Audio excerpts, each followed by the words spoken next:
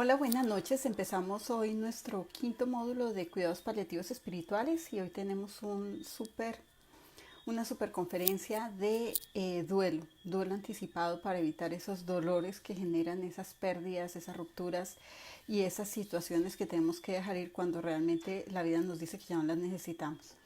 Entonces, como siempre, vamos a esperar que se conecten. Ya se conectó Julio, Marisol, Nereida, Paula, buenas noches. Ya tenemos 19 conectados, se están conectando súper rápido. Vamos a esperar un momento a que todos se organicen para poder empezar. Viviana Perdomo está viendo el video, Lucila Quintero, Michael Steven, buenas noches. Olga, ¿cómo estás? Oli Moreno, Gabriela Elizondo de México se acaba de conectar. Gaby, Marisol, ¿cómo estás? Kelly, buenas noches. Todos muy bienvenidos a esta conferencia especial porque vamos a trabajar mucho. Ya estamos preparados para dejar ir, ya estamos preparados para entender cómo son las situaciones, qué es lo que pasa en nuestra vida. Y la idea es empezar a hacer un modelo nuevo que va a surgir el día de hoy de cómo manejar los duelos, cómo manejar todos esos procesos difíciles de vida, cómo empezar a hacer conciencia de que tenemos que vibrar en amor a pesar de las situaciones. Si nosotros entendemos bien de qué se trata la vida y si entendemos bien para qué suceden las situaciones y cómo es esa relación que tenemos con todas esas situaciones, es más fácil dejar ir. Entonces, con toda la información que hemos recibido en estos 4 módulos, pues obviamente vamos a salir muy fácil de todos esos duelos que ustedes tienen sin resolver, porque parte de ellos ya los han estado cerrando, clausurando, sanando a través de todo este proceso que han hecho. Los hemos visto muy activos con los videos, los hemos visto muy activos con las meditaciones, con los libros. Hemos tenido muchas conversaciones con muchos de ustedes y los felicito porque no es un proceso fácil. Este proceso de interiorizarse, de empezar a mirar hacia adentro, de aceptar ciertas situaciones, no es tan fácil. Empieza uno a chocar con quién es para volverse a lo que realmente quiere ser. Y el despertar tampoco es tan, tan suave. Es como un estrujón que te da la vida y te dice, ¿qué estás haciendo? Tú estás definiendo tu destino, pero no vas al rumbo que tú quieres. Entonces, obviamente, toda esta cantidad de información mueve a muchos, pone inconformes a otros, muchos pelean por quedarse en ese lugar, pero con toda esa información van cediendo suavemente, tranquilamente, y se dan cuenta que definitivamente hay que cambiar. Lo más importante es darse cuenta que hay que cambiar porque llega un momento en que cuando fluyes en el aprendizaje y fluyes en este tipo de procesos, todo se vuelve mucho más fácil. Entonces vamos 61 conectados, hoy como que vamos a empezar súper rápido. Estamos todos súper pilas a esta información. Vamos a esperar que lleguemos por lo menos a los 80, 90, que esa es la meta. Nos están siguiendo de Paraguay, de Argentina, de Ecuador, de Bolivia, de México, de Estados Unidos. Y obviamente nos pone muy felices porque esto se va a difundir muy rápido. Cuando tú escuchas esta información y te sirve y se la compartes a tus amigos, se la compartes a tu familia, se la compartes a tus compañeros de trabajo, todos fluimos de una manera mucho más rápida. Entonces, eso es lo que necesitamos, eso es lo que queremos, que todo esto fluya para que todos hagamos esa masa crítica que el universo necesita y nos llenemos de responsabilidad. Lo que buscamos es ser responsables de nuestra propia vida y entender que cada cosa que sucede en ella es absolutamente necesaria para nuestro aprendizaje. Entonces, cuando ya todos empecemos a vibrar de esa manera, no necesitamos este tipo de calamidades y de situaciones como las que vimos en este momento. O esto se supera mucho más rápido. Esa es la meta, ¿no? Que lleguemos a ese equilibrio que todos necesitamos y dejemos fluir todo lo que ya no necesita. Y para eso el proceso de duelo es súper importante, porque es en este punto donde vamos a permitir que el universo se lleve cosas, situaciones, personas, emociones, sentimientos para poder trascender este sufrimiento y soltar absolutamente todo. Em, Vamos a organizar aquí esto, listo. Bueno, entonces eso les cuento. Entonces nos estamos conectando con muchas partes del mundo. Este movimiento de cuidados paliativos espirituales, este movimiento de Soulfulness, conciencia en el alma, queremos que llegue muy, muy, muy lejos, que se difunda para poderlo hacer una práctica diaria.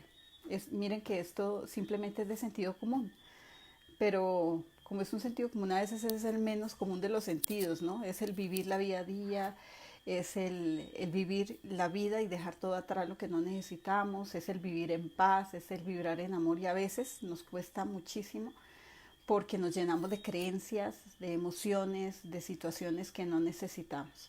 Entonces, esta práctica de soulfulness tenemos que llevarla consciente, consciente, que cada vez que tengamos una situación difícil de vida con una persona que no nos agrada o una persona que choca o nosotros chocando contra otros, nos demos cuenta que todos somos simplemente personas que han pasado con una infancia difícil y que no hemos podido trascender ciertas creencias, dolores, traumas emocionales. Entonces ya no te quedas allí en esa situación, ya simplemente pasas a la siguiente página y te queda súper fácil de hacerlo. Espero que les esté yendo bien con las meditaciones. La meditación de esta semana la publicamos mañana, porque vamos a ver cómo nos va hoy, cómo nos enfocan los ángeles en el tema para poder empezar a mirar qué es lo que necesitan, porque generalmente cuando nos sentamos aquí una, yo no tengo un parlamento hecho. Me dicen siéntate aquí y vas a empezar a decir lo que el grupo necesita. Entonces cuando ya estamos todos reunidos es cuando empieza la información, y para las meditaciones a veces pasa lo mismo. Entonces, de acuerdo a toda la energía que se genere y a toda la necesidad que ustedes tengan, miramos si ese duelo, hacia dónde lo podemos dirigir para hacerlo muchísimo más fácil. Mañana les vamos a publicar en la página de Facebook una imagen de lo que vamos a trabajar, porque queremos cambiar un concepto. Queremos cambiar un concepto de lo que es duelo para que avancemos mucho más rápido. Entonces, mañana les vamos a publicar más información para que estén pendientes de esto. Ya tenemos 81 personas, son las 7:13. Vamos a esperar 2 minutos más a que el resto se conecte para empezar nuestra conferencia. A ver quiénes se han conectado. Se está conectando de Bogotá, se están conectando de Medellín, de Bolivia, de Guatemala, Carmen Iriarte se está conectando, de México, Chihuahua, Amaranta, 9 en el grupo, bienvenida, Sonia Ramírez, desde México, y así muchísima gente, gracias a ustedes que están compartiendo esta información, están llegando a este grupo de trabajo. Se nos va a ir largo este curso y pues obviamente todo lo necesitamos, porque van a empezar a surgir muchos temas de acuerdo a las necesidades que ustedes tengan. Como les decía, esto se pone un plan de trabajo, pero va fluyendo con el tiempo, y a medida que esta masa crítica vaya madurando y cada uno de ustedes vaya superando ciertas situaciones y ciertos dolores y traumas emocionales, los ángeles nos van montando en más información mucho más avanzada. Entonces vamos a ver hasta dónde nos iluminan con nueva información para poder conectarnos a niveles mucho más elevados de conciencia. Que esto sea fabuloso para todos nosotros. Bueno, entonces llegamos a los 89 y son las 7:14. Vamos a empezar en un minuto.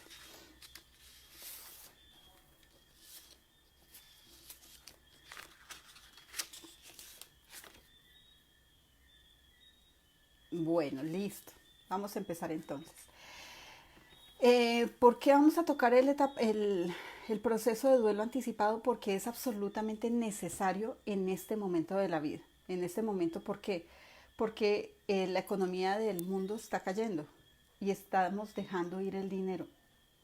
Y nos están demostrando que el dinero no está por encima de la vida de las personas. cuando esta semana en muchos países ya se dieron por vencidos. Eh, Hay una pregunta, vamos a resolverla antes de empezar. Los que han partido antes de nosotros pueden ser parte de esos ángeles que nos cuidan. La idea es que las almas que mueren, las personas que fallecen, no se queden acompañando a sus seres queridos. No es adecuado, no es bueno ni necesario porque ellos son parte de un proceso de evolución. Entonces, si esas almas se quedan acompañando a su familia, la familia empieza a tener unos síntomas especiales porque esa energía empieza a afectar el entorno y esa alma empieza a robar energía de su familia. Entonces se generan duelos no resueltos, hay mucha depresión, hay mucha ansiedad y obviamente hay gente que tiene la cultura de pedirle a las benditas almas que les den favores y eso tampoco es adecuado para ellos. Entonces cortar y mejor invocar un ángel que baje para que el otro pueda subir y le demos la paz y la tranquilidad para que se vaya. Me pareció interesante esa pregunta y de una vez la cerramos. Bueno, entonces estábamos hablando en este momento de cómo está el mundo con el COVID-19. Hay una situación muy difícil donde muchos países se están cansando de esperar tanto en cuarentena. Los que son de Colombia lo saben y los que están por fuera no. Por ejemplo, Colombia no ha llegado a su punto crítico y la gente pues simplemente ya creería yo que está pensando que no va a pasar nada. Y hay una confianza bastante complicada que se está manejando en este momento. Hay una tensa calma. Entonces todos estamos como a la expectativa, pero no pasa, no pasa. El punto crítico viene en junio, un mes encerrados. Entonces la gente dice, qué mamera, no me va a quedar, yo me quiero ir. Y está buscando salir a trabajar y ya a mucha gente le están dando esa autorización de salir y abrir su empresa nuevamente, sin mayor factores de protección, porque pues no hay cómo protegerlos a todos si la gente no es muy consciente para hacerlo. Entonces ahí es donde vemos cómo vamos a reemplazar salud y vida por dinero. Cuando nosotros estamos en un modelo capitalista somos capaces de hacer ese tipo de concesiones y ese tipo de sacrificios. Y si en un mes viene la etapa crítica y encuentra 14 millones de personas en la calle, no sé qué va a pasar. Entonces está muy complicada la situación porque ya se abrió mucho la economía en Estados Unidos, en su punto más crítico empiezan las reinfecciones y ahí empezamos a ver cuál es la prioridad de las personas y de los países. La economía versus la salud de las personas. Primero es el bolsillo de los más ricos y después está la salud de los más pobres porque los que van a salir son los obreros. Y aquí en Colombia van a salir a trabajar los obreros, por ejemplo. Entonces es muy difícil esa situación. No está ni bien ni mal, sino simplemente es ver cómo se empiezan a equilibrar las balanzas hacia ciertos modelos económicos que no son muy adecuados porque sacrifican muchas personas. Entonces, cuando nosotros empezamos en este proceso de duelo y sabemos que la economía va a caer, porque después de que se llegue al punto crítico, pues obviamente si fallece mucha gente, pues esas familias van a quedar sin esas cabezas de familia que les lleven sus alimentos y va a caer peor la economía para esas familias. Si llega a pasar, ojalá no pase nada, yo todos los días ruego que no pase nada y que ojalá ese punto crítico no se... Pero pues obviamente todo tiene una evolución y hay una necesidad de cambio en el planeta. Entonces no sabemos hasta dónde esto nos afecte. Pero entonces es precisamente empezar a poder hacer esos duelos por anticipado y tomar las mejores decisiones para no errar. Tomar las mejores decisiones para no angustiarse y entrar en crisis y seguir en crisis durante mucho tiempo.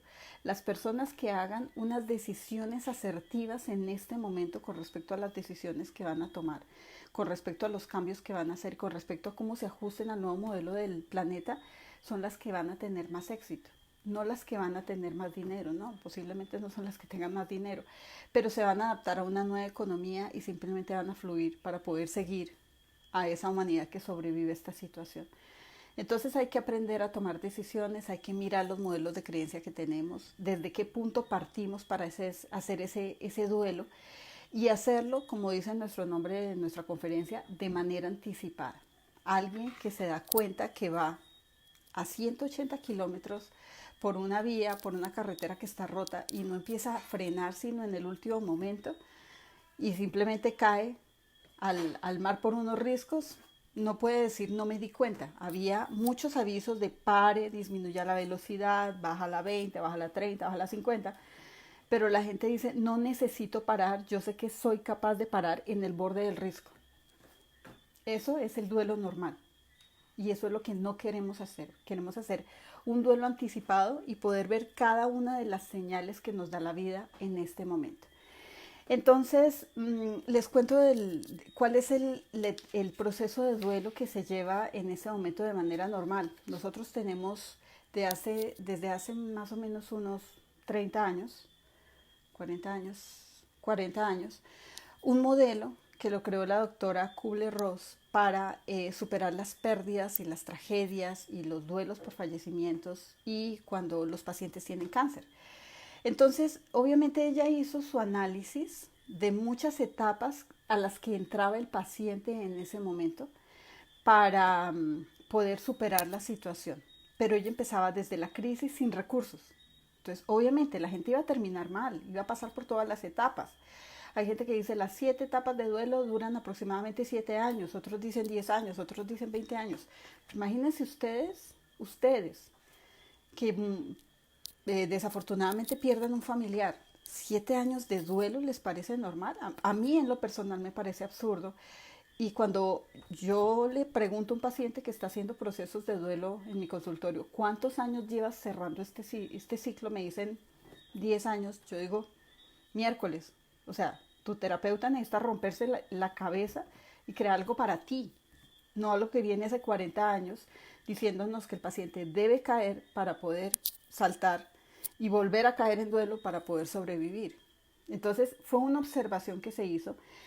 Desde 1969 estamos llevando este proceso de duelo y este proceso de duelo empieza con la negación, cuando la gente dice es que yo me niego a creer que esta situación pasó.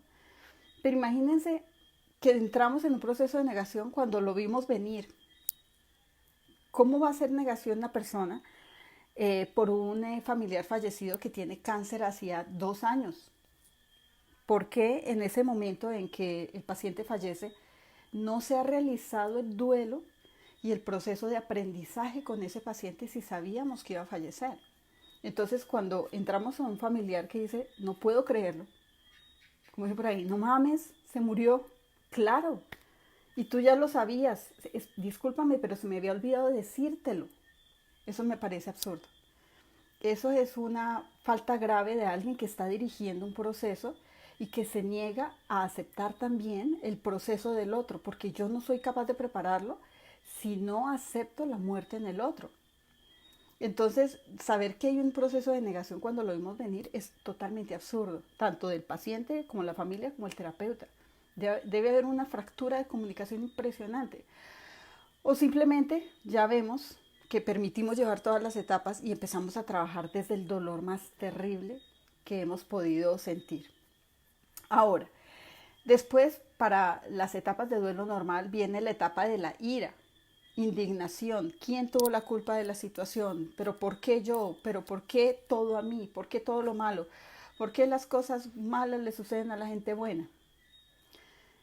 Pero ustedes ya saben, todo lo que pasa en la vida es absolutamente necesario para tu aprendizaje. Ni modo. O sea, ¿cómo vas a pasar por la etapa de la ira? Sería bastante complicado en este momento saber ese solo precepto de espiritualidad y que tú digas, es que la culpa es de el médico, es que la culpa es del cáncer, es que la culpa es del bicho, es que la culpa es del COVID-19. Ya lo sabíamos con anticipación que iba a pasar, nos dijeron prepárense. Entonces, obviamente ya esa etapa de ira, ustedes dicen, pues yo la guardo en el bolsillo porque no la necesito, la tengo clara que es responsabilidad mía. Entonces, imagínate 2 etapas que ya no necesitas pasar. La tercera se llama negociación. ¿Cómo puedo yo empezar a crear otra expectativa de vida sin esa persona y con ese dolor tan impresionante? Con esa incertidumbre de cómo voy a solucionar las cosas. Incertidumbre, no sé qué hacer. Tienes que enseñarme a construir una vida sin esa persona. Pero acuérdense que estamos adelantándonos a los hechos. Cuando vemos venir una situación y vemos que el mundo va a cambiar, nosotros nos adaptamos 1 mes, 2 meses, 3 meses antes, 4 meses antes, años antes. El solo hecho de saber las prioridades, saber que tienes que mantener tu familia unida, saber que tienes que empezar a cuidar tu salud, saber que tienes que decir en la vida primero yo, segundo yo y tercero yo, no te pone a negociar. Tú ya sabes claramente lo que tienes que hacer. Entonces, ¿esa negociación te la saltas? Claro que te la saltas. Fácilmente te la saltas. Pero tienes que mirar prioridades. Tú no vas a negociar sobre algo que no conoces, no es adecuado para ti. Y cuando empiezas a negociarlo con alguien que no te conoce, sientes como la sensación de que no confías y sientes como esa sensación de incertidumbre, inseguridad que dices, ¿será que sí? Porque no lo hiciste tú con tus propios recursos. Y obviamente después de esta negociación, negación, ira, negociación, se supone que en esta curva bajas a lo más bajo, bajas al fondo de la situación. Mejor dicho, no puedes llegar más abajo porque no hay más piso. Llegaste al fondo del mar, en una depresión. Entonces imagínate, esperamos que el paciente haga esta curva y decimos sí, la depresión es normal en este proceso. No es normal. Fue falta de recursos emocionales. Fue falta de haber hecho las cosas bien por parte de los terapeutas. Aquí yo hablo mucho del jalón de orejas de los terapeutas porque ellos saben las etapas y dicen, ok, sí, va en la tercera etapa. ¿En serio? O sea, ¿tú sabías que iba a pasar por allá y dejaste que el paciente se hundiera? No mames, ¿en serio? Qué horrible. 5 años en depresión. Hay pacientes que llevan con 5 años de depresión. Si es que está en un duelo y es normal, se quedó en la cuarta etapa. No es justo. Por eso te rompes el cerebro y tienes que decidir cómo te quieres sentir en una situación de esas, porque un duelo se puede cerrar en una sesión. En una sesión, en un minuto, en un momento donde tú eleves tu conciencia, allí cierras el duelo. No en 10 años, ni en 15, ni en 80 años. O sea, es recurso del terapeuta que quiere aceptar, que sepa manejar la situación y que el paciente también acepte el proceso. Pero no nos vamos a extender a años de procesos. No es necesario, no es justo para ustedes como pacientes. Y obviamente después de que el paciente esté en depresión, esté en tristeza, quiere abandonar la vida, yo no puedo seguir sin esa persona, yo no puedo seguir sin plata, yo no puedo seguir con esta vida. Entonces ahí sí lo sacamos en ese proceso de duelo normal a un proceso de aceptación. Ahora usted acostúmbrese a tener un cáncer, acostúmbrese al dolor, acostúmbrese a la enfermedad, porque en ese momento convencemos al paciente de que tiene que mantener esa sensación de pérdida en su vida, de tristeza, de abandono. Entonces, obviamente, que acepte esa situación. Sí, ya aceptó el duelo, ya aceptó la muerte. Y como está triste, pero ya aceptando. O sea, a ustedes les serviría estar tristes y aceptando la situación. Y esa tristeza se va, y esa aceptación se va a 5 años. Y sigue revolcado dentro de la misma situación. Entonces, esto pasa cuando simplemente mantenemos una curva que se dio por una observación, pero de ahí en adelante nadie se pone en el papel de vamos a trabajar sobre esa curva y vamos a cambiar la información. Y los protocolos en medicina son así. Hay protocolos que tenemos y aplicamos durante 10 años y en los 10 años nos damos cuenta que nunca sirvieron para nada. Hay medicamentos que utilizamos durante 30 años y al final nos dimos cuenta que no servían para eso, sino para crear una enfermedad adicional. Hay terapias que nos damos cuenta que no sirven para nada, pero por protocolo están allí. Pero ustedes son los que tienen que exigir cambios. Ustedes son los que tienen que pararse en el punto de la conciencia y decir, disculpa, pero eso no me sirve. Que agüita, que calor, que frío, que movamos un poquito la piel, sigo con dolor. No, eso es normal, no es normal. O me ayudas a solucionar y me ayudas a hacer un cambio, o no funciona, o no seguimos así. O yo busco mis propias alternativas, pero explícame qué puedo hacer yo en esa responsabilidad de esta enfermedad y de esta situación. Pero no te quedes ahí escuchando, es normal que usted se sienta mal. Es normal que usted esté triste. Es normal que usted se quede en esta tristeza tanto tiempo. Es normal que le duela y es normal que tenga un dolor crónico. No es normal. no es justo. Entonces hoy vamos a empezar a reencuadrar todo esto porque llega un punto en que esa normalidad ya no va a chocar con ninguno de los que se atreven a elevar su nivel de conciencia y a buscar nuevas alternativas de curación, nuevas alternativas de solución, nuevas alternativas de vibración y que se atreven a cambiar el mundo, a elegir. Ustedes tienen que aprender a elegir. Entonces, no se, como dice por ahí una frase, no se duerman en los laureles. Todo es susceptible de cambio, ¿sí? Pero puede cambiar de pronto no la situación, sino el punto de vista de donde yo cambio la situación. Entonces proponemos otra forma de duelo. Un duelo que se empieza a hacer desde que tú empiezas a ver la crisis que viene. Nosotros vimos la crisis desde diciembre. Desde el 31 de diciembre apareció el primer paciente con COVID-19. Desde el 31 de diciembre ya salió en las noticias en China, desde el 31 de diciembre ya vimos que la economía se caía, desde el 31 de diciembre sabíamos que era un virus bastante mortal, llevamos diciembre, enero, febrero, marzo, abril y vamos para mayo. La gente que diga que esto lo cogió por sorpresa es porque no ve noticias. Es porque no hace conciencia de lo que está pasando en este momento. Es porque se ha puesto una venda en los ojos y dicen, esto es una farsa de la Organización Mundial de la Salud. Entonces tienes que mirar que empieza a vislumbrarse la crisis y tú tienes por anticipado algo. Yo voy a empezar a proteger mi familia, voy a comprar tapabocas, voy a organizar estar en mi casa, voy a solucionar las cosas que tengo que solucionar para empezar en una fase de tolerancia con mi familia para poder solucionar las cosas y estar en paz. Tengo que solucionar mi vida porque voy a estar en cuarentena con las personas que necesito estar para ese proceso de aprendizaje, necesito prepararme, necesito recursos. Entonces se vislumbraba una etapa de crisis y todo, absolutamente todo en la vida nos permite ver esas señales. O sea, no hay forma de decir, es que esto me cogió por sorpresa. No hay. Porque la vida simplemente tiene unos parámetros, tiene unos procesos, tiene unos límites, que sabemos que si nos los saltamos, que sabemos si no los respetamos, que sabemos si no son coherentes, vienen las consecuencias. El perder un trabajo es la consecuencia de algo. El que te contrate es la consecuencia de algo. El morirse de una enfermedad es consecuencia de algo. Entonces, cuando tú ya te das cuenta que esto tiene un orden, tú dices, era predecible al 100%. La vida es como un ajedrez. Siempre hay unas fechas claves que tú puedes mover en ese tablero y que te dan un resultado. Y tú sabes cómo mover las fichas. Entonces, tenemos allí esta primera etapa de crisis, que es la observación de toda la situación. Después proponemos un despertar de conciencia. El despertar, a animarse a ver lo que está pasando realmente, pero el despertar, ¿para qué es esa situación? No víctimas, no victimarios, solamente responsables. Y allí se despierta la responsabilidad para asumir los cambios.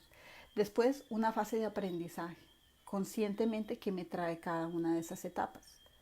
Porque esas etapas de duelo, esas situaciones o esos procesos que voy a vivir son para algo. Me traen un aprendizaje, porque acuérdense que si las situaciones no se aprenden y se resuelven, se siguen repitiendo hasta que interioricen la lección que contienen. Hay gente que pierde a su familia al 100%, pierde a su papá, a su mamá, a sus hermanos y tiene que acompañar en duelo constante y pérdidas constantes durante toda la vida para darse cuenta que en esta vida vino a acompañar en momentos de dolor y de muerte por enfermedad. Eso lo hemos descubierto con muchos pacientes. Es más, hasta este paciente dice, yo me siento tranquilo porque he estado allí acompañándolos y no siento miedo, ni siento tristeza, siento que soy un instrumento de algo. Esa es una persona despierta. Ahora siguen el desarrollo de los recursos emocionales. ¿Qué tengo que hacer yo para poder pasar esta situación de mejor manera?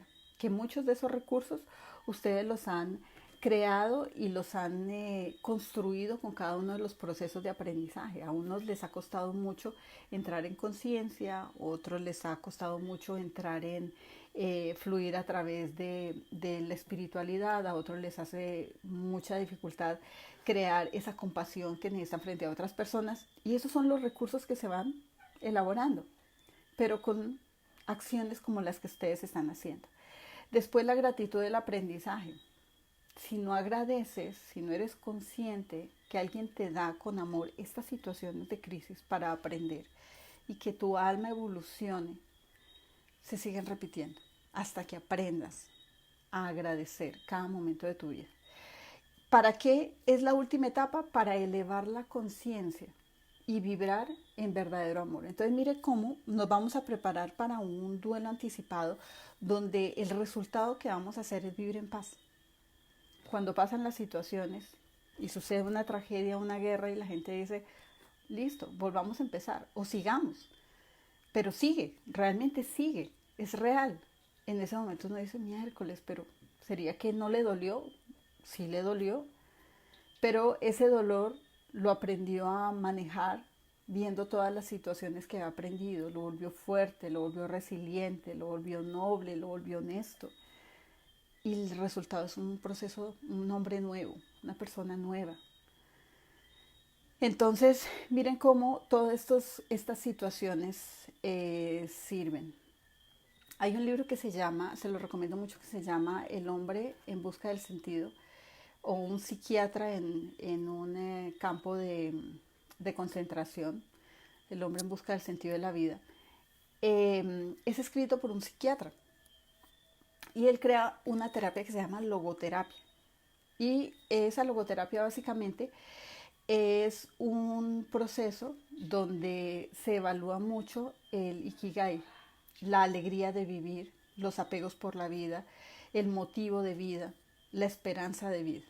Entonces, él plantea que si tú tienes una buena herramienta para apegarte a esta vida y tienes unos buenos motivos para vivir, en ese momento superas absolutamente todo. Muchos pacientes después que salen de cuidado intensivo con el COVID-19, ellos dicen, yo tenía un objetivo claro en mi vida. Yo salía para crear mi empresa, yo salía para reorganizarme con mi familia, yo salía para conocer a mi nieto, yo salía de la unidad para hacer feliz a mi familia, para hacer conciencia de lo que tenía. Entonces cada uno de ellos no entró por casualidad, cada uno de ellos entró por una transformación. Cuando no se cumple esa transformación, posiblemente va a necesitar una nueva dosis, una recaída o síntomas que persisten a través del tiempo, porque hay mucha gente que va a quedar con síntomas, pero son las tareas espirituales de esas situaciones no aprendidas y pues muy complicado que una persona pase por una unidad de cuidado intensivo y no se dé cuenta para qué era. Entonces, en ese proceso vamos a trabajar, ese cuadrito lo vamos a pegar mañana en la página de Facebook para que ustedes lo tengan y empiecen a hacer el planteamiento de su proceso de aprendizaje, de cómo lo van a empezar a realizar. Entonces vamos a empezar por la primera etapa, por esa etapa de crisis, de cómo empezar a plantear esa primera etapa. Nos damos cuenta que algo va a pasar. Nos damos cuenta que debemos hacer cambios de vida, nos damos cuenta que debemos cambiar de prioridades, nos damos cuenta que se acerca una oportunidad para nuestra vida. Hay gente que ustedes lo pueden ver de dos maneras. Esto del COVID, esto de la hambruna, esto de la crisis económica, se puede ir por dos lados. El lado de la crisis y de lo peor que puede pasarnos, o el lado del despertar de conciencia y empezar a hacer una transformación del mundo. Cuando el modelo económico cambie, no va a haber ni ricos ni pobres, todos vamos a ser iguales. Y en el tiempo eso no va a ser tan malo, porque las oportunidades van a ser para todos, pero para eso necesitamos que el modelo económico cambie. Y para eso necesitamos que antes lo que valía millones de dólares en este momento valga $4. Un barril de petróleo, ¿cuánto es su valor máximo? Y en este momento, ¿cuánto es su valor mínimo? Pero ¿quién se beneficia de ese barril de petróleo? Nosotros no. En Colombia se produce petróleo, pero los colombianos nos beneficiamos. Se benefician los que sacan el petróleo y los que lo exportan. Entonces el modelo económico sirve para generar un equilibrio. Y cuando cae el modelo económico, pues obviamente todos vamos a quedar en una etapa de aprendizaje, así después, como después de una guerra. Hasta los ricos, que se eran intocables, se van a ver no beneficiados en esa situación y van a tener que empezar más a hacer más estrategias sociales. Creería yo que ese puede ser el camino. Entonces se despierta compasión, se despierta equilibrio, se despierta familiaridad. Hay gente que todavía no ha caído en cuenta que estar en su casa es para romper ciclos con su familia, que estar con su papá y su mamá es aprovechar el tiempo porque los puede perder. Hay gente que no entiende eso. Hay gente que entiende que esto es un castigo. No es un castigo. Dios o la vida te da lo que necesitas para aprender y estás en el lugar y en el momento correcto para cerrar esos ciclos. Entonces ese momento de crisis te muestra muchas herramientas. No te muestra un por qué, sino para qué de la situación. El devenir, qué es lo que va a traer a mi vida esta situación y cuáles son los cambios verdaderos y hacia qué me tengo que preparar para empezar a hacer desarrollo de recursos emocionales. Pero esta crisis tú la vives de acuerdo a las creencias que tengas sobre la situación, sobre lo bueno, sobre lo malo, sobre lo adecuado, sobre lo necesario, sobre lo que tenemos que tener en cuenta que es parte del proceso de aprendizaje, sobre lo que tenemos que tener en cuenta que es parte de una cadena generacional. Entre más información tengas, mucho más fácil rompes esas creencias. Por ejemplo, vamos a citar un caso, una creencia. Una paciente está con un cáncer, tiene cáncer de mama, y entonces yo le pregunto, vas a tener que empezar a hacer cambios en este momento porque vas a entrar en quimioterapia, radioterapia, te van a hacer una cirugía, te van a quitar una mama, te van a hacer vaciamiento, lo normal. Vas a hacer un proceso de duelo hacia todas esas situaciones que tienes que empezar a afrontar para soltar el cáncer. Pero el cáncer no está en la mama. El cáncer real es un pensamiento, una situación de duelo, un sufrimiento que tuviste y no lo pudiste asumir. Y vas a tener que soltar todo eso. Entonces, al hacer la biografía con ella me dijo, es que yo tengo un sufrimiento muy terrible y no lo he podido superar. Y por cuantas terapias que he hecho, peor me pongo. Y cada vez que hago una terapia, mi enfermedad se pone peor. Entonces yo no sé si decirle porque implicaría que esto se acelere más el proceso. Y yo le decía, depende de la creencia que tengas. Por eso cuando vamos a hacer esta terapia de Soulfulness, hacer ese acompañamiento de Soulfulness para los que quieran tomarlo como una herramienta de trabajo, hay que tener mucho cuidado en cómo es la creencia que el paciente tiene de la situación y en cómo es la creencia que nosotros tenemos de la situación. Entonces ella me mencionó una palabra, alguien me violó cuando yo era pequeña. Entonces yo le dije, ve, ¿y eso por qué? Entonces ella empezó a contarme una historia de lo que creía que era esa situación. Entonces le dije, ¿y toda la vida lo has sentido así? Me dijo, no. Entonces me dice, mira, cuando yo era pequeña, mis papás eran unas personas muy rígidas. Ellos gritaban y me castigaban fuerte y eran muy duros conmigo, no me abrazaban, no me amaban. O sea, eran de esos papás cuidadores que te ponen todo lo que necesitas, un buen colegio, unos buenos vestidos, buena comida, pero no te abrazan, no te besan, no te estimulan emocionalmente, no te felicitan. Entonces yo sentía que eran unos verdugos al lado.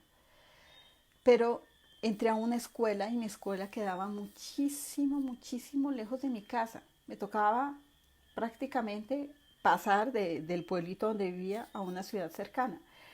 Entonces su papá decidió conseguir un conductor exclusivo para ella. Le dijo al señor, usted lo único que tiene que hacer es coger a esta niña y llevarla al colegio todos los días y la trae y la lleva y la trae. Entonces este hombre era un hombre muy afectuoso, muy amoroso. Claro, le cayó súper bien a la niña porque esta niña necesitaba amor. Entonces el señor era muy agradable, la cogía de la mano, la llevaba, la sentaba en su sillita, le ponía su protección, le ponía música, hablaba con ella no hablaba con sus papás no le hablaban. Entonces este hombre llegó a la vida de ella en el mejor momento de su vida, cuando ella más lo necesitaba.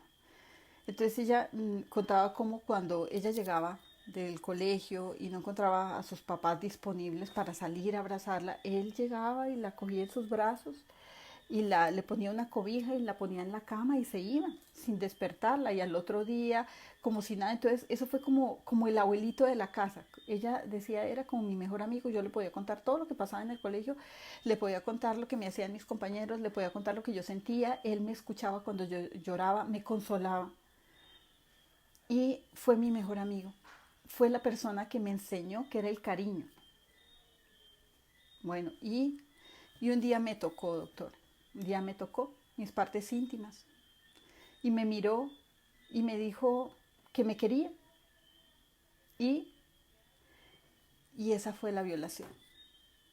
Uh-huh. ¿Y quién te dijo que era una violación? La terapeuta. Entonces ella fue donde una terapeuta. La terapeuta le dijo alguna vez que si la habían tocado de alguna forma que no era adecuada. Y ella entró con ese relato. No le contó todo, sino le dijo, el chofer de mi casa me hizo esto. Y la terapeuta le dijo, te han violado. Y ella en ese momento empezó a hacer sus complicaciones de seno, un quiste, un mioma. Ella sentía desagrado, rabia con el otro y decía, ¿cómo una persona que se supone que me quería tanto me puede hacer eso? Y llegó del amor que le tenía al odio en un segundo. Ella dijo, yo por 28 años lo amé porque yo nunca sabía que era una violación. Y a los 28 años me dicen, este hombre te violó y todo mi mundo cambia. Todo mi mundo cambia. Pero entonces nos regresamos a ese momento. Y sin juicios yo le dije a ella, bueno, si eso no tuviera ese nombre, ¿qué nombre le pondrías? Me dijo, pero es que él me amaba y me hacía sentir bien. Y de él recibí todo lo que en mi vida necesité durante esos 5 años porque me enseñó muchísimas cosas. Ese fue un segundo, una experiencia que duró un segundo versus 5 años de amarla todo el tiempo como si fuera un abuelo que era ajeno a esa familia pero que lo adoraba. Entonces imagínate, se sobrepone todo eso, todo el afecto, el amor, la compañía, todo lo que este hombre le dio. Y empezamos a hacer el proceso de ese abuelo, de ese hombre que estaba en esa casa. ¿Por qué lo haría? Porque es parte de una cadena generacional, porque a él también le tocó vivir la situación, porque de alguna forma hace parte de lo que tenía que pasar entre ellos dos, porque después le contó a su mamá y su mamá con la rabia le decía, sí, eso es normal, que te pase a ti, que me pase a mí. Listo, si te das cuenta que es parte de una cadena generacional. Pero es que lo hizo alguien que me amaba mucho. Sí, pero compensa. 5 años versus un segundo. Pero no tenía derecho. Hacía parte de lo que tenías que vivir. Sí. Está dentro de tu cadena generacional. Sí. A él también le tocó pasar por lo mismo. Sí. Entonces, ¿cuál es el hecho verdadero en esa situación? No está ni bien ni mal. Simplemente los dos se encontraron en un segundo para cada uno empatar sus aprendizajes. Supéralo. Y desde esa sesión empezó su cáncer a bajar, el tumor empezó a mejorar, hasta que simplemente ya la cirugía fue mínimamente invasiva y terminó salvando su seno y dijo, pero yo nunca lo había visto así, realmente este hombre sí fue bueno conmigo. Sí, claro, fue bueno contigo. Fue la persona que más te amó en tu vida. Pero no, una persona que no te conoce te cambió absolutamente todo el panorama. Una persona que no te conoce juzgó la situación. Una persona que no te conoce te puso en contra de la otra persona. Y mira que te pasó del amor al odio y el odio te causó el cáncer. Entonces, para esta crisis que tenemos por ese tipo de situaciones, tenemos que saber bien cuál es el significado y cuál es la creencia de esas situaciones en nuestra vida.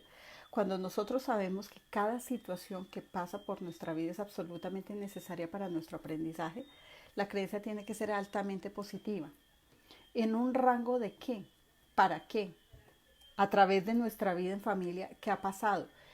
¿Qué parte llevo yo en este aprendizaje si esta situación es necesaria en mi vida, en esta cadena generacional? Y si yo en este momento ya sé todo esto, ¿por qué no me animo y rompo la cadena? Si sé que hay una cadena de violencia sexual, porque así le pusieron en algún momento, y yo corto la cadena, me aseguro de que sano el cáncer, prevengo el cáncer, pero también libero a mi familia de que estas situaciones se vayan repitiendo. Entonces lo veo como absolutamente necesario en ese momento, pero tengo que ponerle muchos recursos emocionales para estar preparados para la adversidad Y para empezar a luchar por todos esos conceptos que en una situación donde yo necesito solucionar, necesito tener claridad de todo lo que está pasando. Entonces en este momento piensa en crisis que has tenido por determinadas situaciones, donde esas creencias te llevan simplemente a mantenerte en una situación.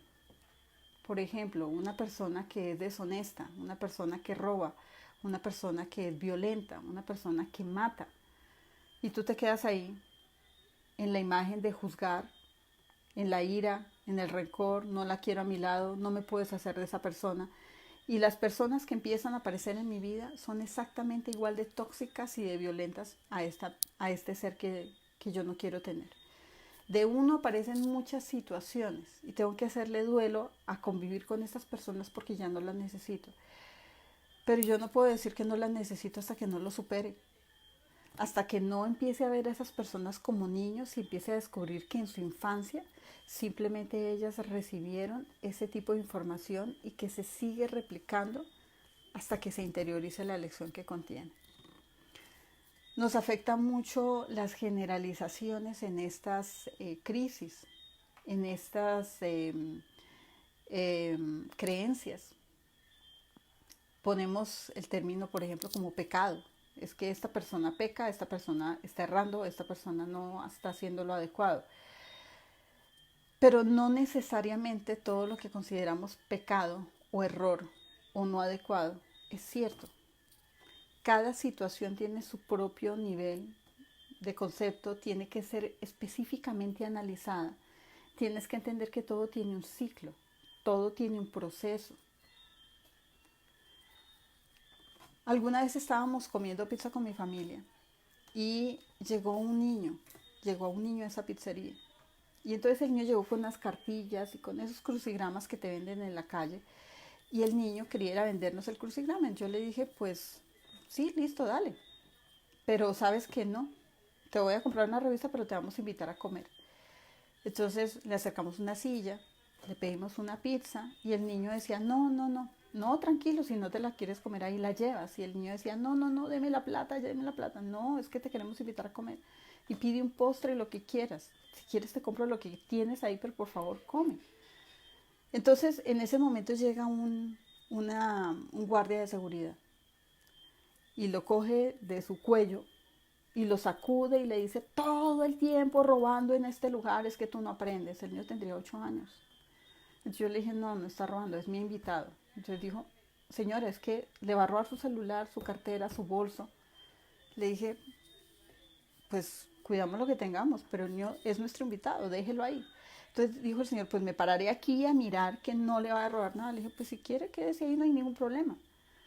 La creencia, la gente es mala. Y este hombre sufría por ese niño porque cada noche se llevaba algo, pero nunca le preguntó por qué. Entonces cuando llegó su pizza, cogió su caja y salió corriendo y dijo, gracias, yo me tengo que ir. Listo, se fue. Terminamos la pizza, dimos la vuelta y habían 3 muchachos grandes, que eran sus hermanos, porque él nos había descrito a su familia y a su mamá. Nos dijo que estaban trabajando en la zona. 3 muchachos grandes y una señora sacudiéndolo como si fuera una alcancía. Le dieron puño, patada voladora a ese pobre muchacho. Le quitaron la pizza, se la comieron, le quitaron todo. ¿Cómo este niño no va a robar después? Creencia. ¿Qué crees tú de las personas? ¿Qué crees tú de lo bueno y de lo malo? ¿Qué crees tú cuando te quedas pegado a esa persona y dices, es que robar es lo único que puede hacer porque no es nada bueno en la vida? No es nada bueno, no. Él fue bueno. Pero no le han dado la oportunidad ni le han dado los recursos para poder superar esa situación. Y te quedas ahí pegado a esa situación y empiezas a tener miedo. Todo el mundo me va a robar, todo el mundo. Es que a mí solamente me pasan cosas malas. Hazle el duelo. No es, no es a ti, no es él, no es la situación, es el aprendizaje. Solamente roban a las personas que necesita que el universo entiendan que la prioridad no es lo material. A esas personas las roban, no a todo el mundo. Tú puedes dejar tu casa abierta. Esto es del universo. En Europa los carros están abiertos, cada persona puede entrar con una llave, paga la gasolina y la deja en la siguiente calle. ¿Quién se roba un carro? Si es un vehículo libre, que no tiene dueño, nadie. Entonces cuando nos empezamos a desapegar, las situaciones de sufrimiento se empiezan a decaer y ya no las necesitamos y ya no tenemos que seguir pasando por ellas. Pero tenemos que ver todo lo que es el proceso de aprendizaje de esa situación. No podemos ponerle ningún tipo de creencia, ni de tinte, ni de emoción. Verlos exactamente como es, sin ningún tipo de contexto. Entonces esas dos situaciones es para que te des cuenta uno cómo se puede pegar a situaciones donde no las deja ir porque entra ese dolor constante y ese recuerdo que las cosas nos están pasando para cosas muy malas, cuando todo es un aprendizaje, cuando simplemente la vida te empieza a mostrar en cada esquina lo que tienes que aprender, los juicios que pones, los señalamientos que pones, los recursos que pones.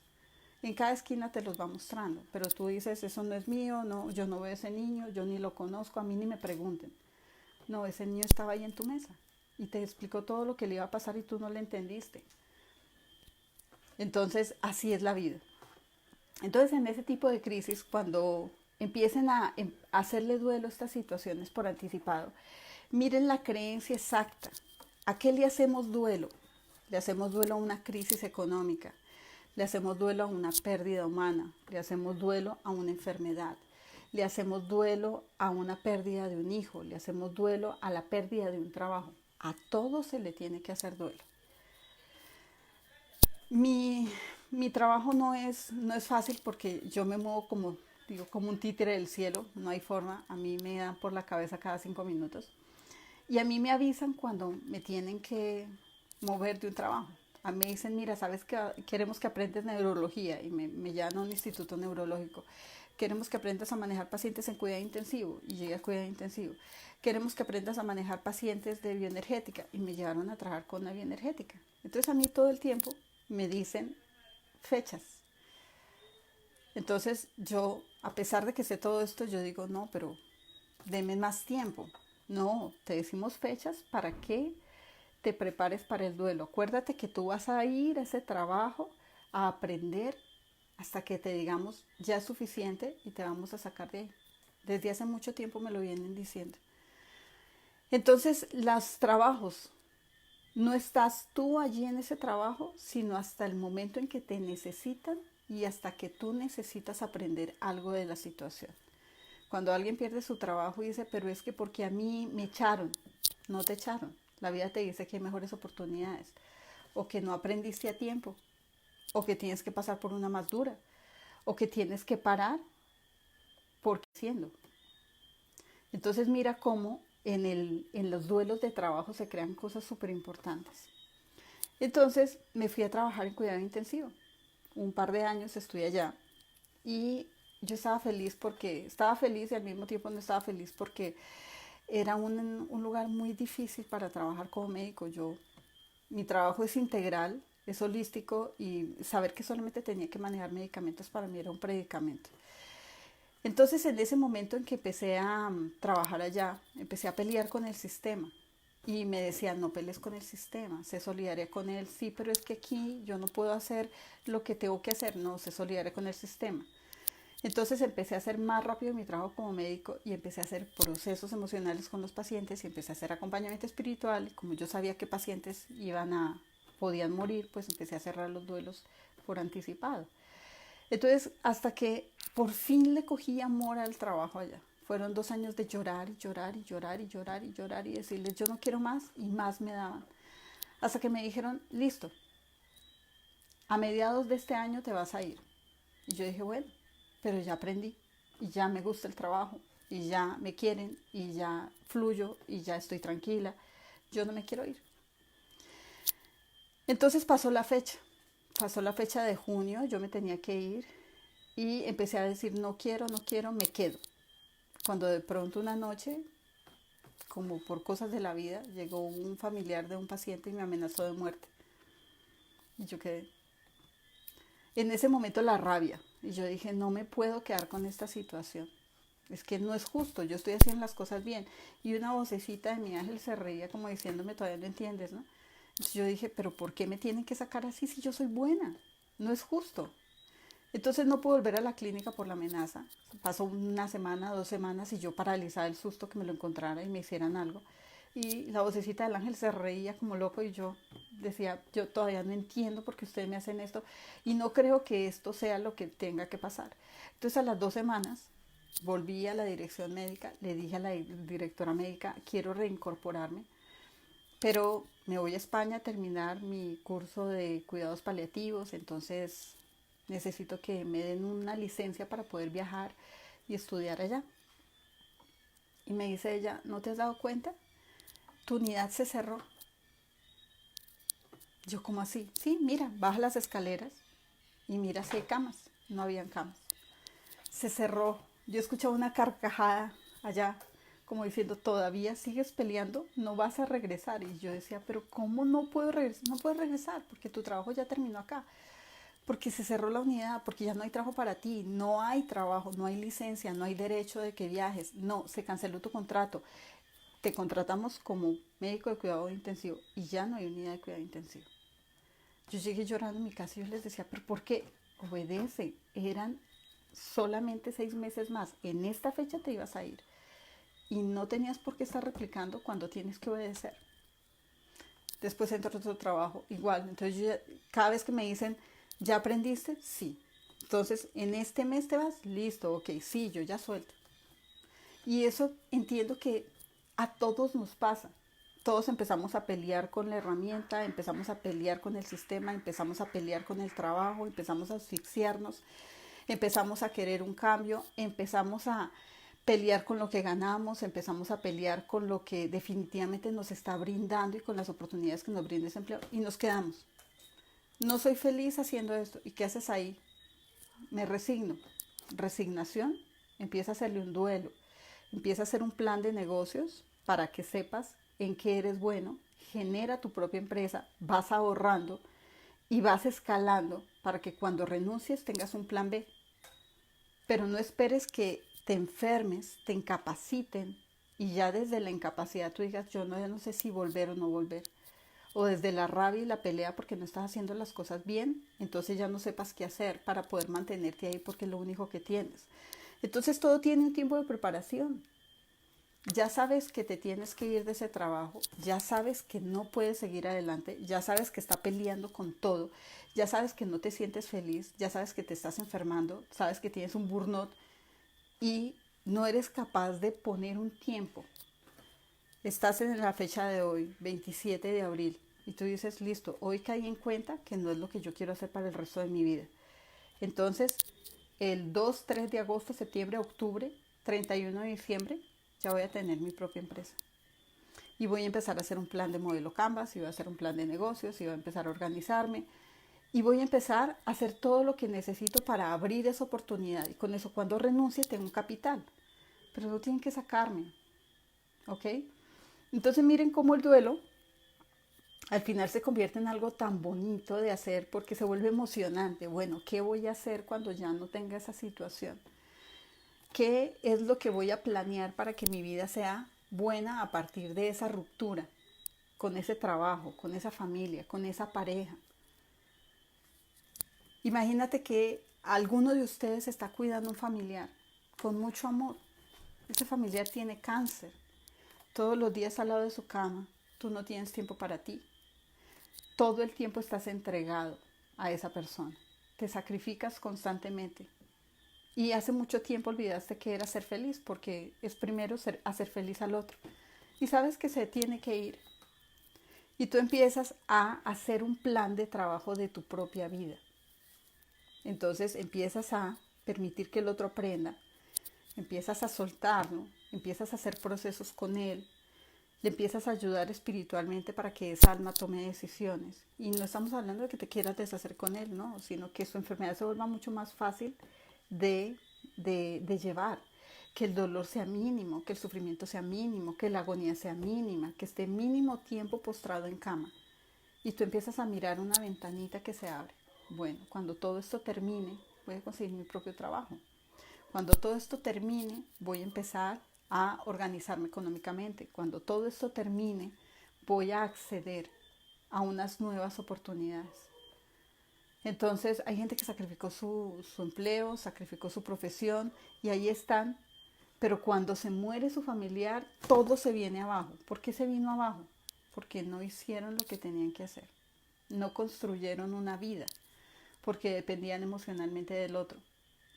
Entonces esas situaciones las vas preparando con el tiempo. Listo, que se ven 1 año, 2 años, 3 años, pero estás haciendo tu propio plan, te estás desapegando. Pasas más tiempo o un tiempo adecuado haciendo y creando estructuras de negocio o trabajando desde casa o organizando tu economía desde alguna manera. Con eso cuando el otro falte tú dices, listo, yo continúo, pero continúo algo que yo ya tengo establecido. Pero no en el último momento me lanzo al hueco con el féretro porque es que ya no hay motivo para vivir. Esa responsabilidad de llevar ese duelo a cabo, pues obviamente la tiene el terapeuta que acompaña el proceso, pero si tú lo sabes y no hay un terapeuta que te eche la mano, pues ya lo empiezas a hacer por anticipado si esto es lo que te está afectando. Que tienes que hacerle duelo a una situación emocional y no sabes cómo hacerlo. Hay gente que dice, yo me tengo que separar de mi esposo. Dramas de violencia intrafamiliar, muchísimas. En este momento se aumentó lo que es violencia intrafamiliar, golpes, maltrato, están matando a las mujeres en su casa, están maltratando, violando niños. Y ellas saben que tienen que irse del lado de su pareja. Sí, pero no tengo. ¿Cómo? Doctora, es que si yo me voy de mi casa, ¿yo de qué voy a vivir? Tienes 5 o 6 meses para irte de tu casa. Esto no lo puedes hacer de la noche a la mañana. ¿En qué eres bueno? ¿Quién te va a dar un trabajo? ¿Dónde vas a vivir? ¿Cómo vas a empezar a ahorrar a partir de lo que te dé tu esposo? ¿Cuál es tu círculo de amigos? ¿Qué tienes que hacer?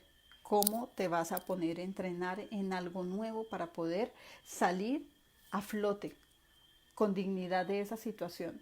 Porque si te vas hoy, mañana regresas y el castigo va a ser peor. Entonces, ese duelo empieza a crearse desde mucho antes en esta situación. Yo, ¿cómo voy a elaborar el proceso para que todo salga bien? Eso también necesita un plan de negocios. Eso no es de la noche a la mañana. Pero ¿qué creencias hay en esa situación de pareja? Mi esposo tiene derecho de tratarme así, esto es normal, es que a todas las mujeres nos pasa, es que a todas nos pegan, a todas nos golpean. Sí, pero es que este hombre me quiere. Como me decía una paciente hace unos días que hablamos, me decía, pero es que mi esposo no me falta. ¿Qué es faltar? Le pregunté a ella. Faltar es que lleva la plata para mis hijos, faltar es que paga la escuela, faltar es que me cuida, faltar es que me tiene un carro, faltar, ok, no te falta. Y te pega. Sí, pero no me falta. O sea, no me falta, pero me pega, no me falta, pero me manipula, no me falta. Entonces, ¿de dónde traes esa situación? Ah, es que mi mamá decía, si su esposo no le falta, no lo deje. Bueno, pegan, pero pues eso se resuelve. Pero es bueno, su esposo es bueno. Le pega sí, pero pues es que son esposos que son buenos y no faltan. Imagínense la creencia de que si te dan lo que necesitas, te tienen derecho de golpearte y pasar por encima tuyo. Y solamente por esa creencia no puedes cerrar el ciclo y hacerle el duelo a esta situación. Entonces examinar la creencia, examinar la cadena generacional. ¿Quién te dijo? Mi abuela y mi mamá decían, ok, y mis mamás y mis hermanas hacen lo mismo y todas nos dejamos pegar por cultura generacional.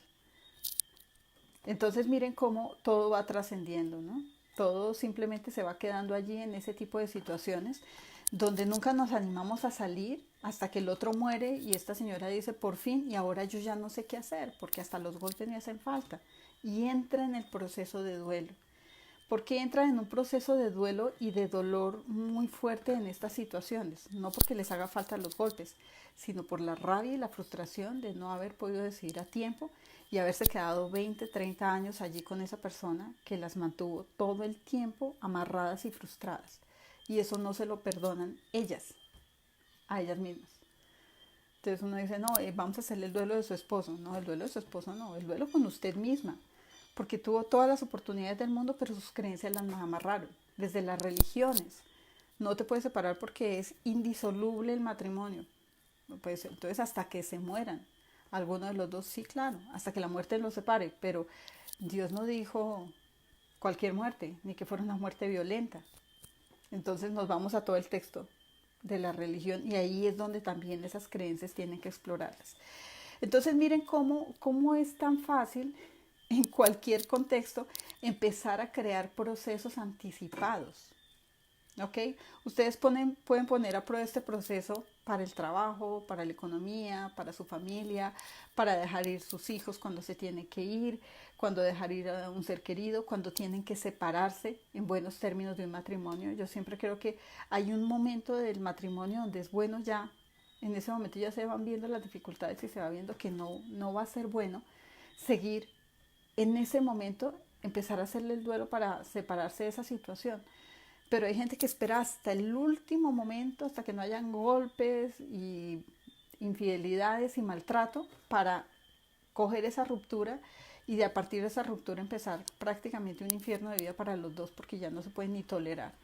Entonces hay un punto que te dice, mira, ya es suficiente, ya empieza a superarlo, ya quiérete más, ya valórate más, pero es muy complicado si esa persona tiene tanta incertidumbre en la vida que no es capaz de ver el futuro por ninguna parte.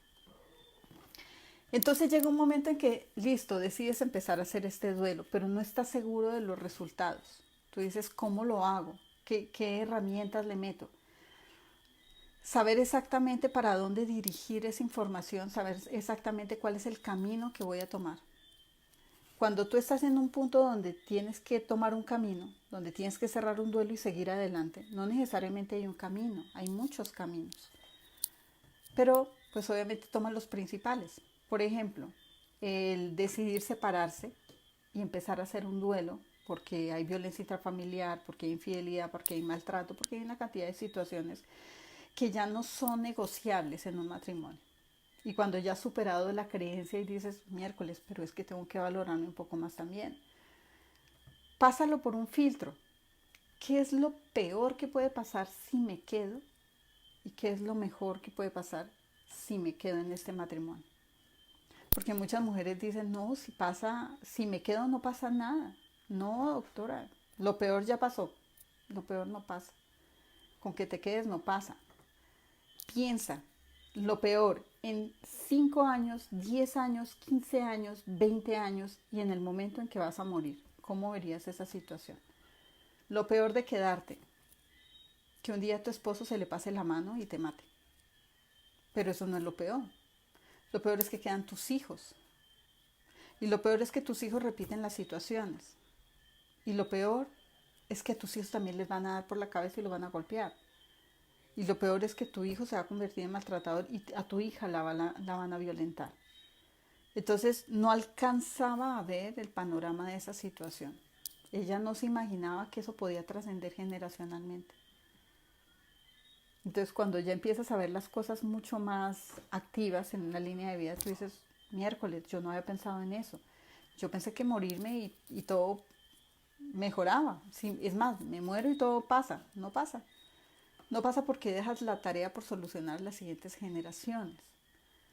Lo peor es baja autoestima. Lo peor es que si no te mata te enfermas. Lo peor es que hay cánceres que son causados por violencia intrafamiliar. Lo peor es esa infelicidad y esa desdicha de vivir todo el tiempo en esa situación. Lo peor es vivir con miedo. Lo peor es estar ahí presionada por su pareja. Ahora, ¿qué es lo mejor que puede pasar? Ay, que mis hijos tienen un papá. Esa es frase clásica.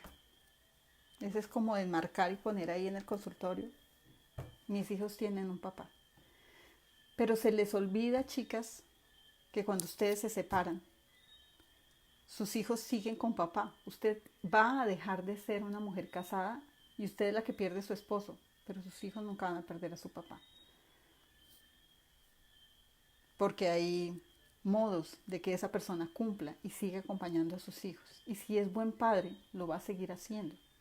Y si no es buen padre, afortunadamente se va a colocar un distanciamiento para que aprenda a ser buen papá. Pero eso de que mis hijos se van a quedar sin papá, No tiene nada que ver con esta situación. Es papá hasta el final de los días, hasta que sus hijos digan no más papá, no queremos ni verlo. Entonces sí ven que son dos ideas erróneas y que a veces la gente no se separa por creencias. No me separo porque mis hijos se quedan sin papá. No es cierto. Ahora, vete a la otra opción. ¿Qué es lo peor que puede pasar si te separas? Y ahí viene la cantidad. Ahí sí sabemos exactamente cómo defender el quedarnos. Es que no tengo de qué vivir, es que nadie me ayuda, es que nadie me colabora, es que no sé hacer nada, es que mis hijos van a pasar hambre, es que nos va a ir mal, nos va a tocar vivir debajo de un puente. No necesariamente. Tienes 6 meses para organizar un plan de vida, para asesorarte de un abogado, para saber que tus hijos, cuando tú te separas, tienen derecho al 25% del sueldo de tu esposo. O sea, si son 2 hijos, 50%, si son 3 hijos, 75%. Por eso les va tan mal en las separaciones. Entonces, ¿a qué tienes derecho? ¿Qué te vas a poner a hacer? ¿Qué te gusta hacer? ¿Cuáles son los oficios que disfrutas? ¿En qué te vas a entrenar? ¿En qué te vas a capacitar? Mira tu círculo de amigos. Entonces eso que pensábamos que era lo peor que puede pasar, no existe. Porque todas esas variables se pueden controlar en algún momento. Entonces ahora sí, ¿qué es lo peor que puede pasar si me separo? Me voy a sentir sola. Cómprate un perro.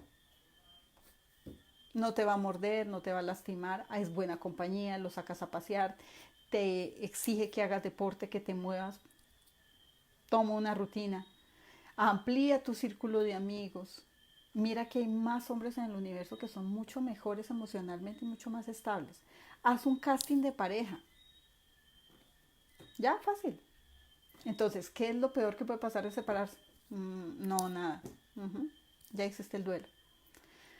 Ahora, ¿qué es lo mejor que puede pasar si te separas? Entonces de pronto ella dice, pues nada, sentirme sola, es que no hay nada. Mejor, listo, a 5 años, cuando ya no te acuerdes que estuviste casado con él. En 5 años cuando ya estés casada con una persona que te respete más.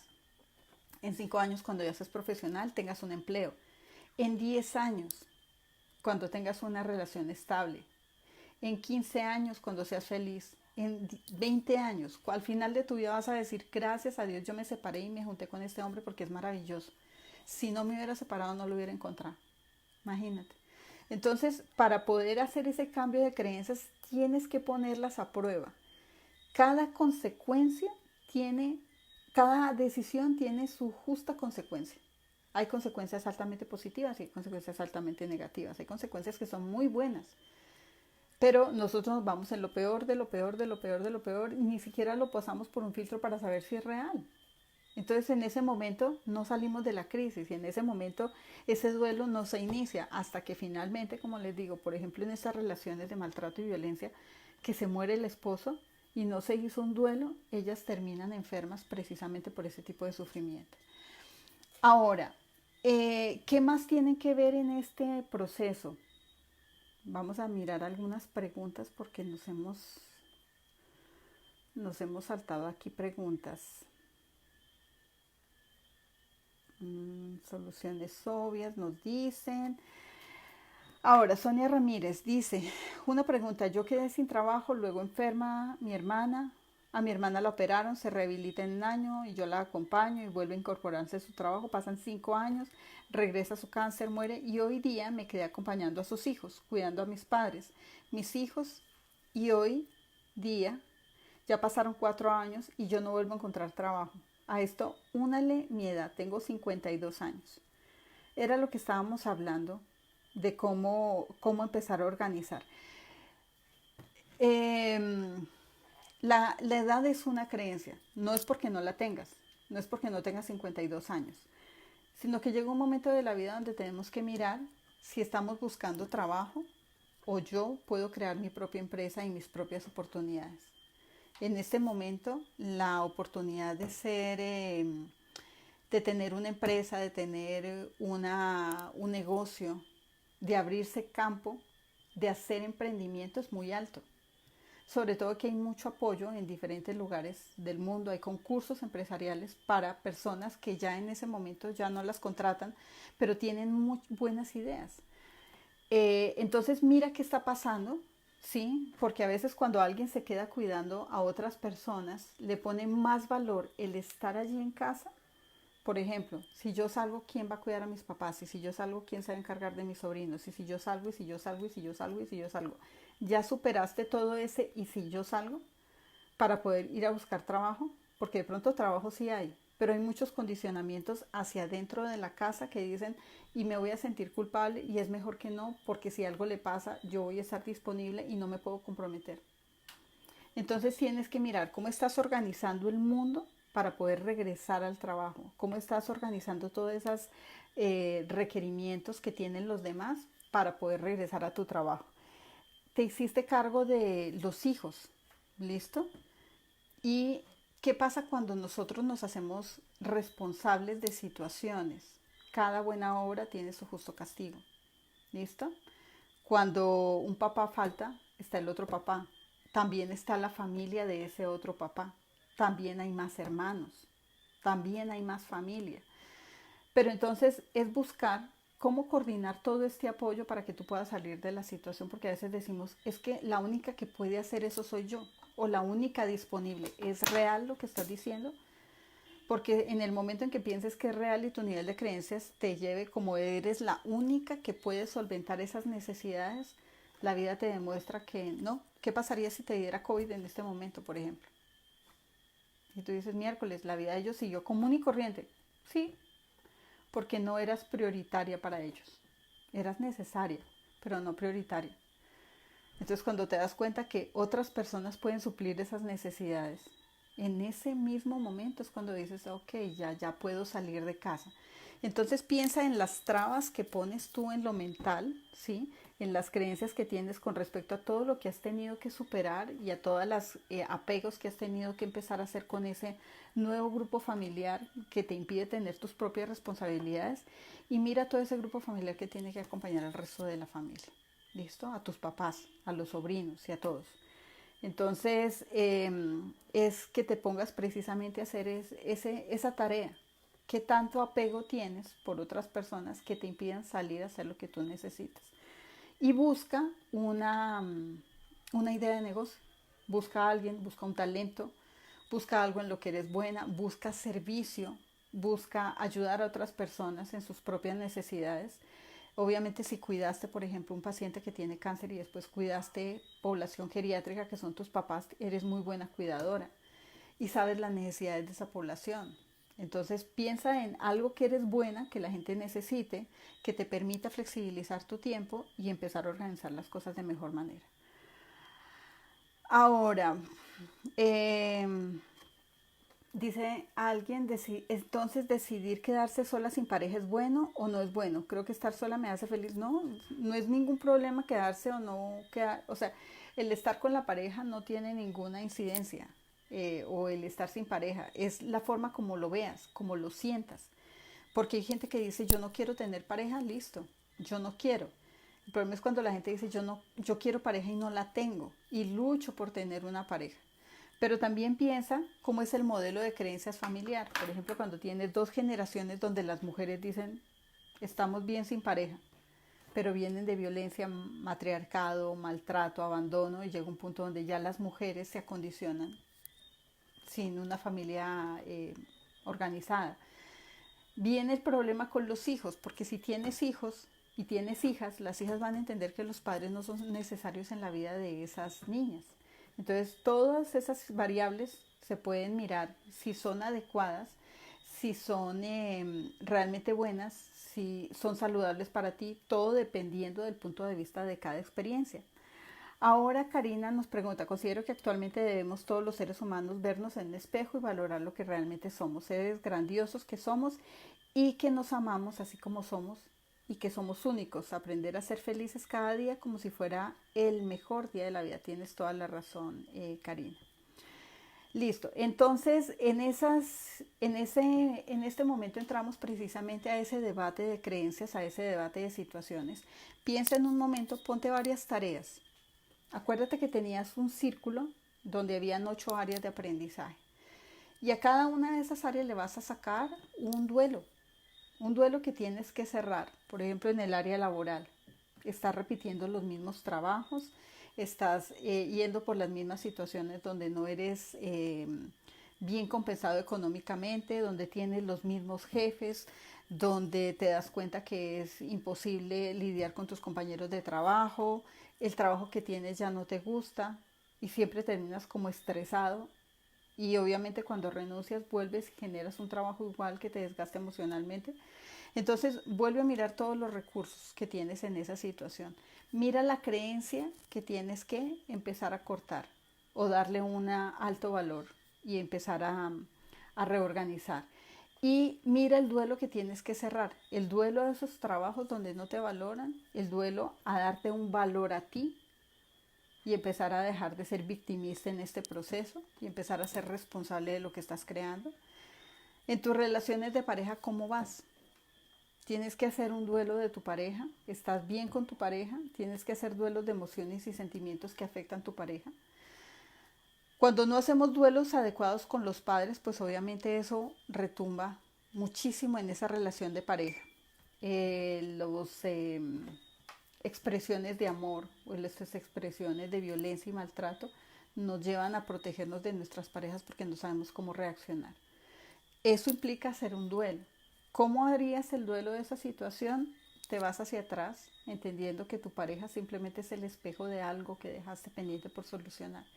Y te vas hacia atrás a tu infancia y vuelves y miras qué fue lo que aprendiste en esa situación para poder tener la pareja que tienes en este momento. ¿Qué recuerdos te trae tu pareja de violencia, de maltrato, su tono de voz, su mirada, sus gestos? O simplemente cada vez que se van a acercar tú dices, no, es que me vas a maltratar. Sí, pero ¿en condición de qué? ¿Qué experiencia tuviste que tienes que dejar en el pasado y entender muy bien para poder superar esta situación? La biografía es súper importante. Y volvemos a lo mismo. Si tú hiciste el proceso biográfico con tus papás y organizaste todos esos cuadritos de aprendizaje y de información, en este momento ya estás súper ducho para poder entender cada una de las situaciones y empezar a cerrarlas. Cuando las cierras es un duelo resuelto. ¿Ok?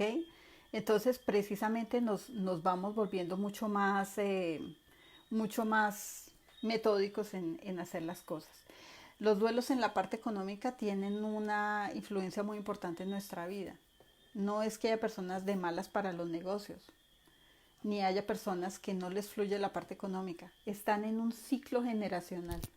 Entonces muy posiblemente están haciendo lo mismo que vienen haciendo las otras generaciones, pero con una diferencia. No se da cuenta de la época que tiene en este momento y de las herramientas y las facilidades que tiene en este momento para cambiar su vida, si no se queda en el pasado. Y es muy fácil quedarse en el pasado. Un emprendedor que era profesional y tenía una maestría en negocios y era súper inteligente, con un título, mejor dicho, que le costó mucho esfuerzo y obviamente fluía mucho económicamente, puso una empresa. Y esta persona fracasó. Después de que su empresa se constituyó en una de las más grandes de la ciudad, de un momento a otro fracasó, se vino abajo y perdió absolutamente todo. Entonces él decía, ¿yo qué voy a hacer? Es que yo soy malo para los negocios, es que no entiendo lo que pasó, no lo vi venir.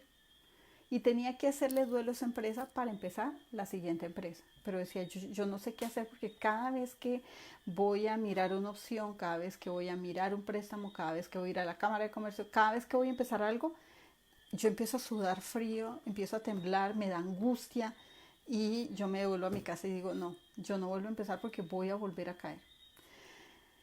Entonces obviamente él tiene mucha estructura emocional, pero también profesional para poder afrontar esta situación, pero en ese momento se veía muy débil. Él pensaba que esa situación solamente le había pasado a él.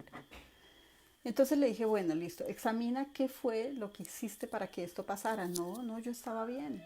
Yo simplemente me dedicaba al diseño, a la publicidad, al mercadeo, a las ventas, todo. Yo soy el todo de la empresa. ¿Y cuál es tu equipo de trabajo? No, pues ahí el contador, pero eso yo hago todo.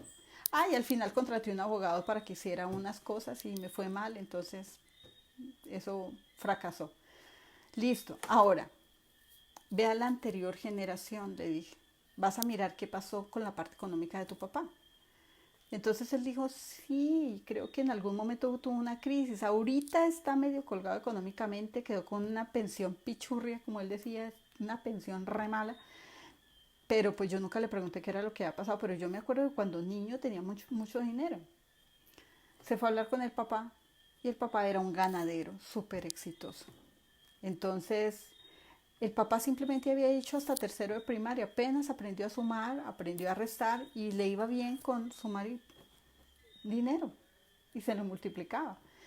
Entonces eso que aprendió a negociar en plazas de mercado, o novillos, vacas, cerdos, pollos, hasta que empezó a llevar más y más y más y empezó a construir una finca grandísima. Y a la edad que persona tenía, tuvo una pérdida de absolutamente todo su capital. Entonces este hombre dijo, ve, yo no me acordaba de eso. Sí me acuerdo que tuvimos una situación súper difícil en la familia y nos tocó migrar y nos fuimos para la ciudad, pero yo no sabía por qué. Averíguate bien qué fue lo que pasó. Entonces le preguntó al papá que qué era lo que había pasado. El papá le dijo, no, pues las cosas pasan. Yo tenía bien, mi finca bien al 100% y yo tenía que empezar a vender y hacer como más legal las cosas y contraté un abogado y le dije que le ponía todo en nombre de él para que él hiciera los negocios y el abogado me robó todo. Y pues claro, me sacó de mi finca, él tenía todos los papeles de todo y nos tocó migrar y por eso llegamos a la casa de tu abuelo y a vivir allá y nos fue mal. Y desde ese momento pues yo entré a trabajar en un trabajo normal, pero pues ahí quebré. Exceso de confianza y no contrataba gente honesta y creía en los demás a ojos cerrados. Pero obviamente solamente tenía tercero de primaria. Entonces le dije, bueno, pero ¿por qué no te atreves y vas a la anterior generación? Mira qué pasó con tu abuelo. Entonces en ese momento, esperen un momentito, pónganme una manito si se escucha, alguien que me diga si se escucha. ¿Alguien me dice si se escucha?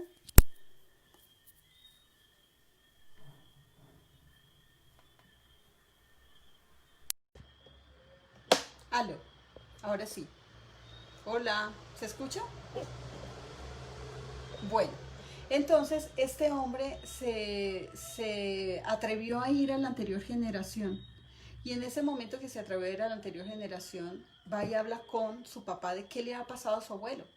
Su abuelo tenía una lechería y era un hombre que no sabía ni leer ni escribir. Él simplemente empezó a vender leche y leche y leche y leche hasta que la lechería creció. Y en ese momento que la lechería creció, contrató a alguien para que le ayudara a comercializar la leche, a una pasteurizadora. Y cuando el abogado llegó, firmó todo a su nombre y le robó la lechería. Pero él no sabía ni leer ni escribir. Entonces, una generación que fracasa por exceso de confianza, sin recursos, no sabe ni leer ni escribir y no sabe cómo manejar la situación. Era obvio que fracasara, posiblemente sí, porque no podía controlar ese factor. La segunda generación, tercero de primaria, no tenía ni idea de leyes y tuvo que recurrir a una persona, pero por exceso de confianza le entregó todo y permitió que él siguiera manejando sus negocios porque él se sentía incapaz para manejar la parte legal de su empresa. ¿Podía pasar? Sí. ¿Era lógico que pasara? Sí. Porque creía en todo el mundo. Él no cuestionaba absolutamente nada. Entonces llega a su lugar y dice, bueno, yo tengo maestría, soy profesional en finanzas. Y en lugar de estar frente a la empresa, me puse a diseñar y hacer muebles. Entonces, se da cuenta que simplemente en esa ruptura de esas tres generaciones hay un factor predisponente, el exceso de confianza, pero también aquí hay ignorancia, no hay profesionalidad, no saben ni leer ni escribir, la segunda etapa, y él dice, ve, yo que soy profesional, ¿cómo no me voy a dar las mañas de volver a iniciar mi empresa? Si yo sé leer, escribir, ya fui a la universidad y sé cómo hacerlo, y si lo hice la primera vez, lo puedo hacer la segunda vez. Pero ¿cómo voy a cerrar el duelo? dándote cuenta qué fue lo que faltó hacer en ese primer momento de tu primera empresa. Me dijo, perdí el control, le delegué todo a una persona que actuó de mala fe, exceso de confianza. Cuando él vio toda esta situación decía, no puedo creerlo. Repetí exactamente lo mismo a pesar de que yo tenía otras herramientas, sí, pero sigues con el mismo miedo que tenía tu papá y tu abuelo cuando perdieron la empresa. Ellos dijeron, no sabemos qué hacer, perdimos todo. Pero tú en este momento tienes créditos, factores de emprendimiento, apoyo empresarial, credibilidad de la banca, credibilidad de otras personas, tienes un círculo de amigos, tienes compradores. ¿Por qué no empiezas? Pero el condicionamiento ahora, tienes que tomar el control de tu propia empresa y empezar a organizar todo por ti mismo. Y esta persona dijo, pues claro, listo, empecemos. Y empezó. Y con ese mismos herramientas empezó a subir, hasta que finalmente ya tiene su meta establecida. Eso es hacer un duelo. Pero ¿qué tal si al contrario de eso dice, yo demando al abogado, le voy a echar la culpa a él y simplemente me voy a meter en la cabeza que los demás tienen la responsabilidad? Ese duelo de su empresa nunca se cierra.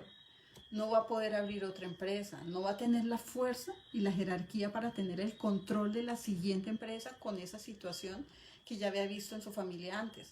Entonces miren cómo prácticamente la vida les estaba dando tiempo para aprender hasta que alguien rompe la cadena y dice, listo, voy a crear algo totalmente diferente sobre los recursos familiares que tengo.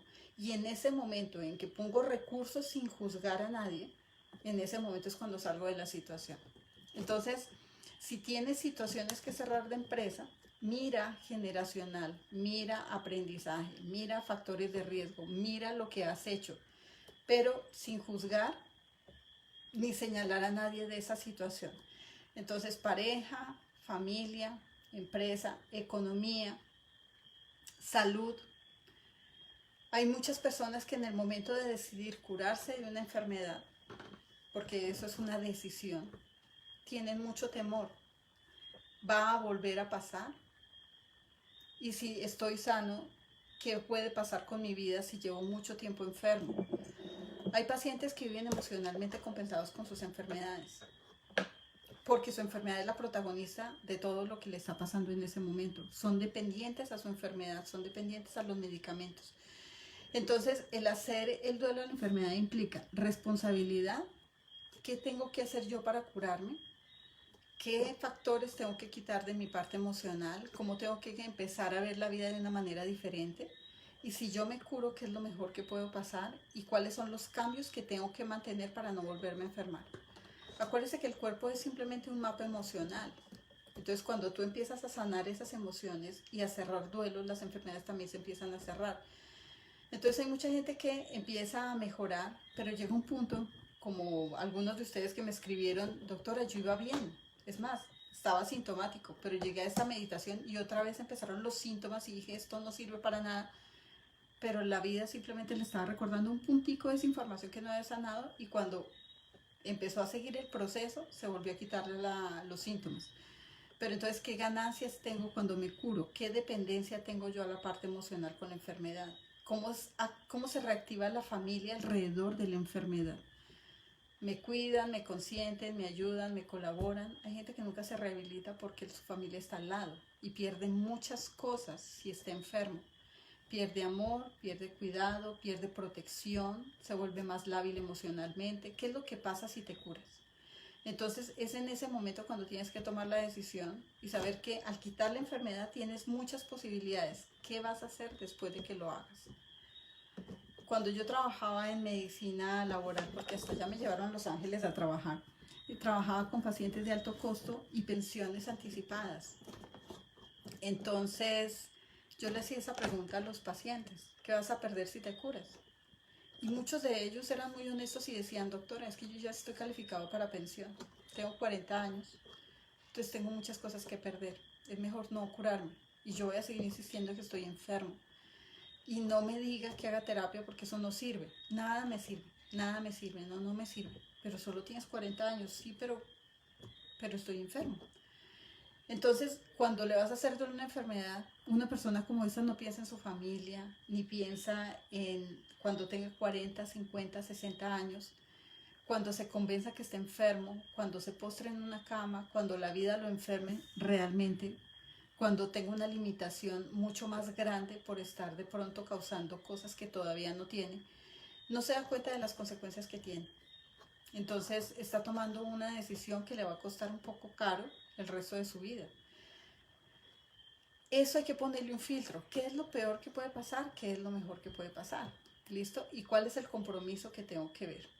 Con sus hijos, acciones que tengan que empezar a soltar, situaciones que tengan que empezar a soltar en el pasado, duelos de fallecimientos, de pérdidas de hijos, porque tenemos que asumir las pérdidas de los hijos. Pero ¿cómo asumimos la pérdida de los hijos para que sea mucho más enriquecedora la situación, a pesar de lo doloroso que es? Tú te vas a las anteriores generaciones y cuando encuentras que siempre hay una generación que pierde un hijo y que coincide que siempre mueren los hijos mayores y que siempre hay accidentes, entonces ves esa pérdida de hijos continuamente de generación en generación. Te das cuenta que no estás solo y te das cuenta que no es casualidad y te das cuenta que es parte de una cadena generacional y te das cuenta que hay un motivo para que pase y empiezas a ver en dónde empezó la situación y qué la trajo, qué la desencadenó. En las meditaciones se les muestra a ustedes mucho la historia de esas situaciones que están viviendo, que se repiten. Entonces, es en ese momento donde despiertas y dices, es que no es nada contra mí, ni es algo exclusivo que me causa dolor. Muchas de personas de esta familia han pasado por la misma situación que yo. Entonces el atreverse a descubrir esas pérdidas lo hace ver como algo necesario en el proceso de aprendizaje y ayuda a facilitar el desprenderse de esas situaciones. De pronto tú eres el que tiene que cerrar el ciclo. Cuando ya aprendes conscientemente que esas situaciones servían para algo y que tú viniste a cerrar una cadena poniendo un recurso adecuado o cortando un trabajo espiritual o cortando un decreto que crean los padres, alguien externo a la familia en esos padres para que no sean felices con sus hijos. Cuando cortas eso, te das cuenta que ese hijo que perdiste tenía una razón de ser. Muchos de los hijos simplemente se quedan ahí esperando, como decía la primera paciente que mencioné al principio, que se quedan como unos guardianes en la familia. No se quedan como guardianes de la familia, a veces se quedan esperando que cierres el ciclo y se siente mucho la presencia de ellos, pero es porque hay algo pendiente que tienen que solucionar o que tú tienes que solucionar o que le tienes que ayudar a solucionar a la familia. Y a veces el contactarse o el recibir mensajes en sueños te permite saber exactamente qué es. ¿Ok? Entonces miren cómo hasta ese duelo con los hijos, ese duelo con las personas que fallecen, ese duelo con esas personas que son importantes en nuestra vida, lo podemos hacer de esa manera. Ahora para cerrar vamos a hablar del duelo con los padres, que obviamente lo vemos trabajando desde hace muchísimas semanas. Llevamos 4 semanas trabajando en eso. Voy a contestar una pregunta antes. Piki dice, se habla mucho del duelo, pero ¿cómo es el proceso de este? ¿Por dónde se empieza para seguir? Yo creo que esto es del inicio de la conversación. Bueno, con los padres, sobre todo porque en este momento tenemos un tiempo de pandemia y de procesos un poco complicados de salud con ellos. Como ustedes se dan cuenta, en Europa fue fatal la mortalidad de las personas de tercera edad. En Estados Unidos, Nueva York se llevó una tanda muy grande de personas de tercera edad. Aquí en Colombia es casi el 60% de los que han muerto y hemos tenido pocos fallecimientos. Entonces, están en una categoría especial en este COVID-19. Pero todo se hace un poco más fácil cuando aprovechamos el tiempo que tenemos con ellos, cuando empezamos a crear más cercanía, más amor, más cuidado hacia ellos, cuando empezamos a decirles lo que sentimos, cuando empezamos a hacer cierre de ciclos, cuando empezamos a decirles qué necesitan que hagamos con ellos en el momento en que fallecen. No les dé miedo, no les dé miedo afrontar este tema, porque este tema se afronta desde el hecho de que nosotros también nos vamos a morir. como cuando yo le pregunté a mi mamá qué opina sobre esta situación y ella se angustió y me dijo, pero es que yo no me quiero morir. Le dije, mamá, es que todos nos vamos a morir y yo con mi esposo ya arreglé esto, pero yo necesito que tú me digas, si tú no estás, ¿qué quieres que haga? Porque de pronto no es mañana, de pronto no es pasado mañana, de pronto es en 5 años, 10 años, pero ¿qué quieres que yo haga por ti en el momento en que entres en un sufrimiento y alguien te diga si hacemos lo que tú quieres y seguimos en tus condiciones? Entonces, en ese momento ella se tranquilizó y dijo, ok, listo, es que somos todos. Le dije, claro, somos todos. Nadie aquí es eterno. Las almas son eternas, pero los cuerpos se van a acabar en algún momento. Entonces ella empezó a hablarme de lo que quería y igual mi papá también se preocupó, pero él decía, bueno, esto es tema, hay que afrontarlo porque definitivamente hay que organizar bien las cosas. Entonces cada uno tiene sus documentos organizados, cada uno de nosotros tiene ese plan de guía que nosotros queremos que los otros sigan, esas decisiones anticipadas en un momento en que ya no haya forma de ayudarle más al cuerpo, pero también las decisiones que tenemos sobre lo que tenemos económicamente, porque en el momento en que tengamos una buena decisión sobre lo que sus papás tienen, por ejemplo, y ustedes tienen varios hermanos, que su mamá lo diga frente a una cámara, porque de pronto no se habla entre los hermanos muy frecuente de este tema, pero decirle, mamá, mire, déjanos un mensaje, y esto lo vamos a abrir el día en que tú no estés, que a este le dejo la casa, que a este le dejé el perro, que a este le dejo el gato, que a este le dejo la finca, que yo no quiero que hagan esto, que yo no quiero que peleen, que yo quiero que se reconcilien, que yo quiero que se traten como hermanos, hágalo. Porque cuando los hermanos se reúnan y empiezan a pelear y empiezan a llorar sobre la leche derramada, usted dice, mire, lo que la mamá quería de nosotros, lo que el papá quería de nosotros, y eso no se puede cuestionar, pero tiene que haber una evidencia. Desafortunadamente hay familias que pelean tanto que obviamente ese tema para ellos va a ser terriblemente complicado. Sobre todo las familias donde los hijos vienen del extranjero y llaman a sus papás cada año y llega a pasar una situación de estas y usted los llama y les dice, ni idea, se fue, ni te avisamos, no tuvimos tiempo, y el otro queda como con la rabia de no poder haber hecho cosas a tiempo. Entonces se empieza desde qué quieres, qué necesitas, cuáles son tus legados y cuáles son tus decisiones anticipadas. Si puedes, déjamelas por escrito, déjame una carta. Listo, si no quieres hablar de eso, déjame una carta. O hablen entre los dos como pareja, si está el papá y la mamá, de cada uno que quiere. Listo, nos quedamos atrás con los hijos, nos separamos un poco del proceso, pero que su pareja sepa exactamente cómo tomar decisiones y que nos pueda contar para poder ayudarle al proceso. Entonces es en ese momento donde yo le permito al otro prepararse para la situación y al alma, cuando se vaya, estar tranquilo de que todo va a fluir de acuerdo a lo que decidió. ¿Qué pasa cuando un alma, una persona fallece y el alma se da cuenta que no se hicieron las cosas como esta persona pidió en esas decisiones anticipadas? No se va. Por ejemplo, tengo dos casas y una casa quería que se la dejaran a la hermana que cuidó toda la vida a ese par de abuelitos porque no tiene nada. Y sus hermanos tienen casas, tienen carros, tienen fincas, tienen trabajos, pero esta niña no tiene nada. Entonces una casa es para ella y la otra casa es para que se la repartan en el resto de los hijos, ¿no? La dejaron sin casa. Y esta pobre alma se queda todos los días ahí diciéndole a la hija, ¿yo qué hago para que te den dónde vivir? Se queda. Y literal esa casa se convierte en el lecho de esa alma y no va a dejar que nadie venda, no va a dejar que nadie organice económicamente, no va a dejar que nadie tome decisiones y esa casa empieza a espantar. Y obviamente con el alma ahí furiosa de que no se están haciendo las cosas como son. Entonces, si se hacen decisiones anticipadas, si se llega a un acuerdo, pues obviamente se tienen que respetar. Entonces, es el tiempo de hacerlo. Puede ser que sus papás no falten hoy, ojalá no falten con el COVID. Ojalá en un año estemos hablando, los que estamos aquí en este chat, y los 140 o 200 que están conectados, todos me escriban y digan, no pasó nada en mi casa, doctora, todos estamos felices, felicitaciones.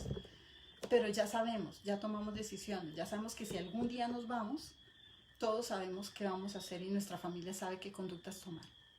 Entonces es súper importante que empiecen a trabajar sobre eso hablando con los otros. Vamos a mirar preguntas.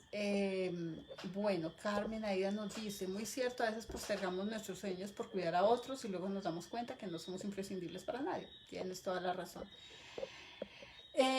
Beatriz dice, hace ya un año que mi hijo no me habla por un malentendido, lo he buscado para hablar y no me ha dado la oportunidad, ha sufrido mucho, poco a poco estoy como acostumbrándome a esta situación y ya no lo busco. Ahora en esta situación de pandemia me ha entrado la necesidad de buscarlo, escribirle una carta y cerrar ciclos. Beatriz, busca información en tu familia si ha habido rupturas de padres a hijos, ¿ok?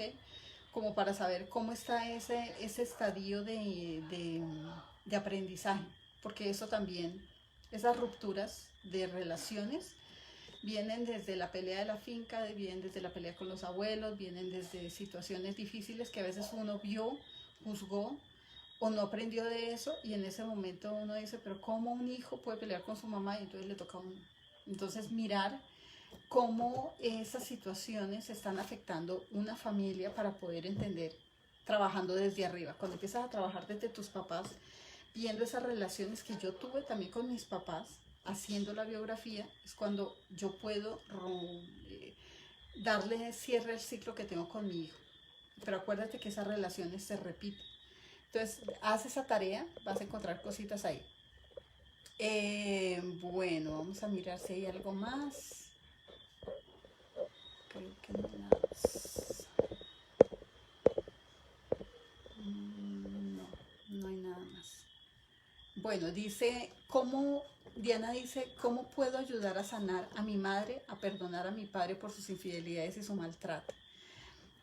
Diana, hemos hablado, sobre todo en el módulo de los papás, hemos hablado precisamente de lo que es la infidelidad, de lo que es el maltrato, y lo tomamos como un proceso intergeneracional y generacional.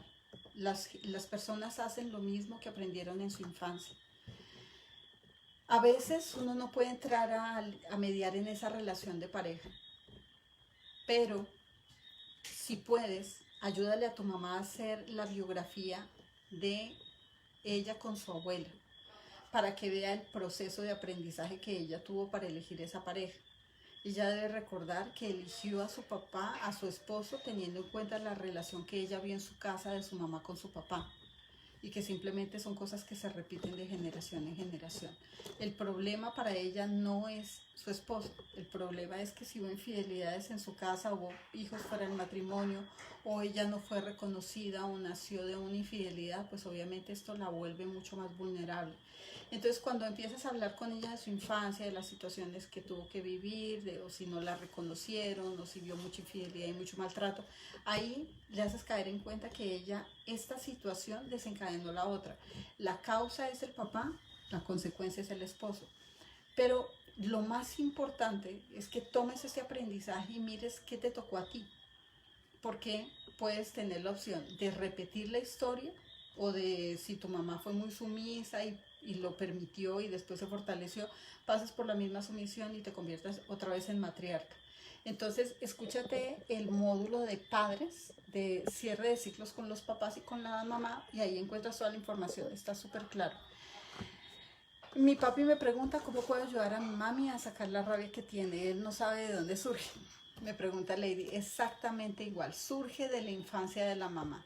Cuando nos sentamos en familia, sobre todo en esta crisis que tenemos de COVID, a contarnos las biografías, a contarnos las historias, el contarlas nos permite decir, ya sé de dónde salió, ya sé que es la mamá, cuando era chiquita, vio a sus papás, la infancia que tuvo, la situación que tuvo, el abandono que tuvo, a lo que fue obligada.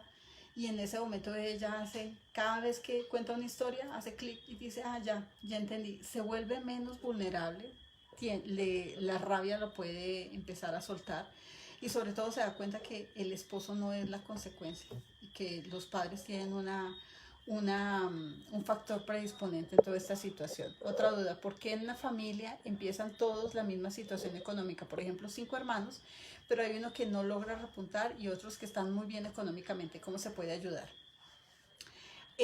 Adriana, mira la parte generacional de la familia, ¿sí? de dónde vienen, de familia con mucho dinero, familia con poco dinero. Mira las crisis de atrás, mira las crisis de tus papás. Ahora, acuérdate del orden de nacimiento. El primer hijo, súper bueno económicamente. El segundo hijo, no tanto, porque es el que hace el camino largo, se toma tiempo, es el que a veces es disparatado para el dinero, es el que a veces no tiene un orden con el dinero, es el rebelde, es el que dice, si no hay problema, si no hay plata, no hay problema, pero pues se queja mucho. El tercero puede ser muy bueno económicamente, pero no es de los que ayuda a su familia, sino que él hace sus planes solo, crece solo, abunda solito. El cuarto vuelve y es el primero, y el quinto vuelve y cae, el sexto vuelve y se va y económicamente le va bien. El primero, súper. El último, no tanto, porque a veces el último no tiene jerarquía, no tiene límites, no tiene autoridad, y entonces es el que toda la familia le colabora y empieza como a chupar energéticamente a la familia y a sostenerse de los demás y no emprende fácil. Entonces mira si es segundo, mira si es último y mira situaciones que hayan pasado con esa persona en su infancia, por ejemplo, si ha tenido enfermedades, si ha tenido una crisis, si creció dentro de una crisis familiar que obviamente lo dejó muy mal parado en recursos. Pero trata de hacer la historia de esa persona para poder entenderla y colócale el lugar de nacimiento. Adriana pregunta cómo puede un hijo romper la cadena respecto a su padre en la parte económica. El papá tuvo un negocio próspero pero cayó, no logró levantarse, económicamente tuvo exactamente, fue literal la historia que hablamos, de ver la brecha generacional, de ver los recursos del papá, de ver los recursos de él actualmente, de ver toda la ayuda que tiene en este momento de emprendimiento versus levantarse de la nada hace 50, 60, 70, 80 años. Pero también ver el recurso que utilizó para fracasar. Falta de confianza, exceso de confianza, que delegaba, que tomaba mucho, que era muy botaratas con el dinero, muy desorganizado. ¿Y qué repitió esta persona? Cuando hace consciente de los recursos que utilizó para fracasar y se da cuenta que está utilizando los mismos, pues simplemente los cambia. Pero posiblemente esta persona fracasó porque juzgó a su papá en algún punto. Le dijo, esto que hiciste estuvo mal, o es que no fuiste capaz, y la vida te pone a ver las situaciones y a pasar por ellas hasta que interiorice la lección que contiene, porque el que juzga a sus papás termina repitiendo la misma historia. Entonces, pues grave en esa situación. Bueno, listo. Creo que vamos terminando por esta noche. Igual el miércoles vamos a continuar el proceso de duelo. Ya vamos a hablar de la siguiente etapa. Hoy hablamos básicamente de la crisis. Les vamos a colocar ahí en Facebook y ahorita les vamos a colocar la dirección de YouTube para que si quieren descargar los videos por YouTube y seguir todo el curso organizado lo pueden hacer. Lo colocamos por varias cosas. Hay personas que tienen problemas de oído, nos llamaron de personas que querían escuchar los cursos y tenían problemas de oído, entonces YouTube permite ponerle subtítulos a todo y nos están siguiendo esas personas que tienen problemas auditivos. Y otros que no tienen redes sociales, pero que YouTube les permite bajar estos videos. Les invito a que entren, sobre todo le coloquen un me gusta porque necesitamos hacerlo tendencia. El proceso de cuidados paliativos espirituales, en este momento no hay protocolos, no se están cerrando ciclos, no le estamos ayudando a los pacientes a centrarse en su vida, a saber el porqué de las enfermedades, a entrar en un proceso de conciencia. Entonces creamos el programa de cuidados paliativos espirituales Soulfulness precisamente para que se volviera más dinámico en cualquier área de salud y en cualquier crisis de vida. Entonces queremos que mucha gente conozca los cuidados paliativos espirituales y sobre todo llegando mucho más gente vamos a ver esa responsabilidad que se va a generar en el momento de curación de las enfermedades, que es donde tenemos ese proceso de cuidados paliativos espirituales. Pero también esas crisis de vida que a veces se vuelven irresolubles y nos quedamos ahí pegados. Entonces, en el momento en que empecemos a compartir este canal y en el momento en que entremos y en el momento en que le colocamos me gusta, ya las búsquedas de cuidados paliativos espirituales se hacen mucho más fácil para las personas que quieren llegar a esta información. Entonces, como siempre, les pido que compartan con sus amigos, les pido que si saben de una persona que necesite esta información, que quiera los libros, todo es gratuito y la plataforma precisamente se hace para ustedes con mucho amor, porque queremos que se conviertan hagan parte de esa masa crítica que va a cambiar el planeta. Todos queremos ver cómo el planeta se transforma para nosotros. Entonces, eso es lo que queremos, que tengan todo lo que ustedes necesitan para que cumplan sus sueños, para que organicen su vida, para que se sanen de todo lo que necesitan sanar. Les agradezco muchísimo por estar acá. Entonces, ya saben, el canal de YouTube está disponible para ustedes también. Compártanlo. Y nos vemos el miércoles para seguir hablando de duelo porque hay mucha tela que cortar. Igual el miércoles vamos a abrir nuestro chat de preguntas. Y vamos a leer más preguntas de acuerdo a lo que ustedes empiecen a hacer como tarea, porque van a encontrar como muchos vacíos en esa información. Cuando empezamos a tratar de cerrar el duelo y nos vemos como limitados, como quedamos ahí, que no sabemos ni ir para adelante y para atrás, entonces es el momento de preguntar qué hacer. Y si no, me llaman, me ponen un mensaje y trato de conectarme con ustedes. Dios nos bendiga a todos, que todo salga bien, que nos mantengamos saludables, hagan las cosas bien, no se confíen con el COVID. Esto es para aprender, pero también si estamos en un momento en que bajamos la guardia, todo puede pasar. Entonces, quédense en casa y protejan a su familia y que Dios nos bendiga. Que estén muy bien.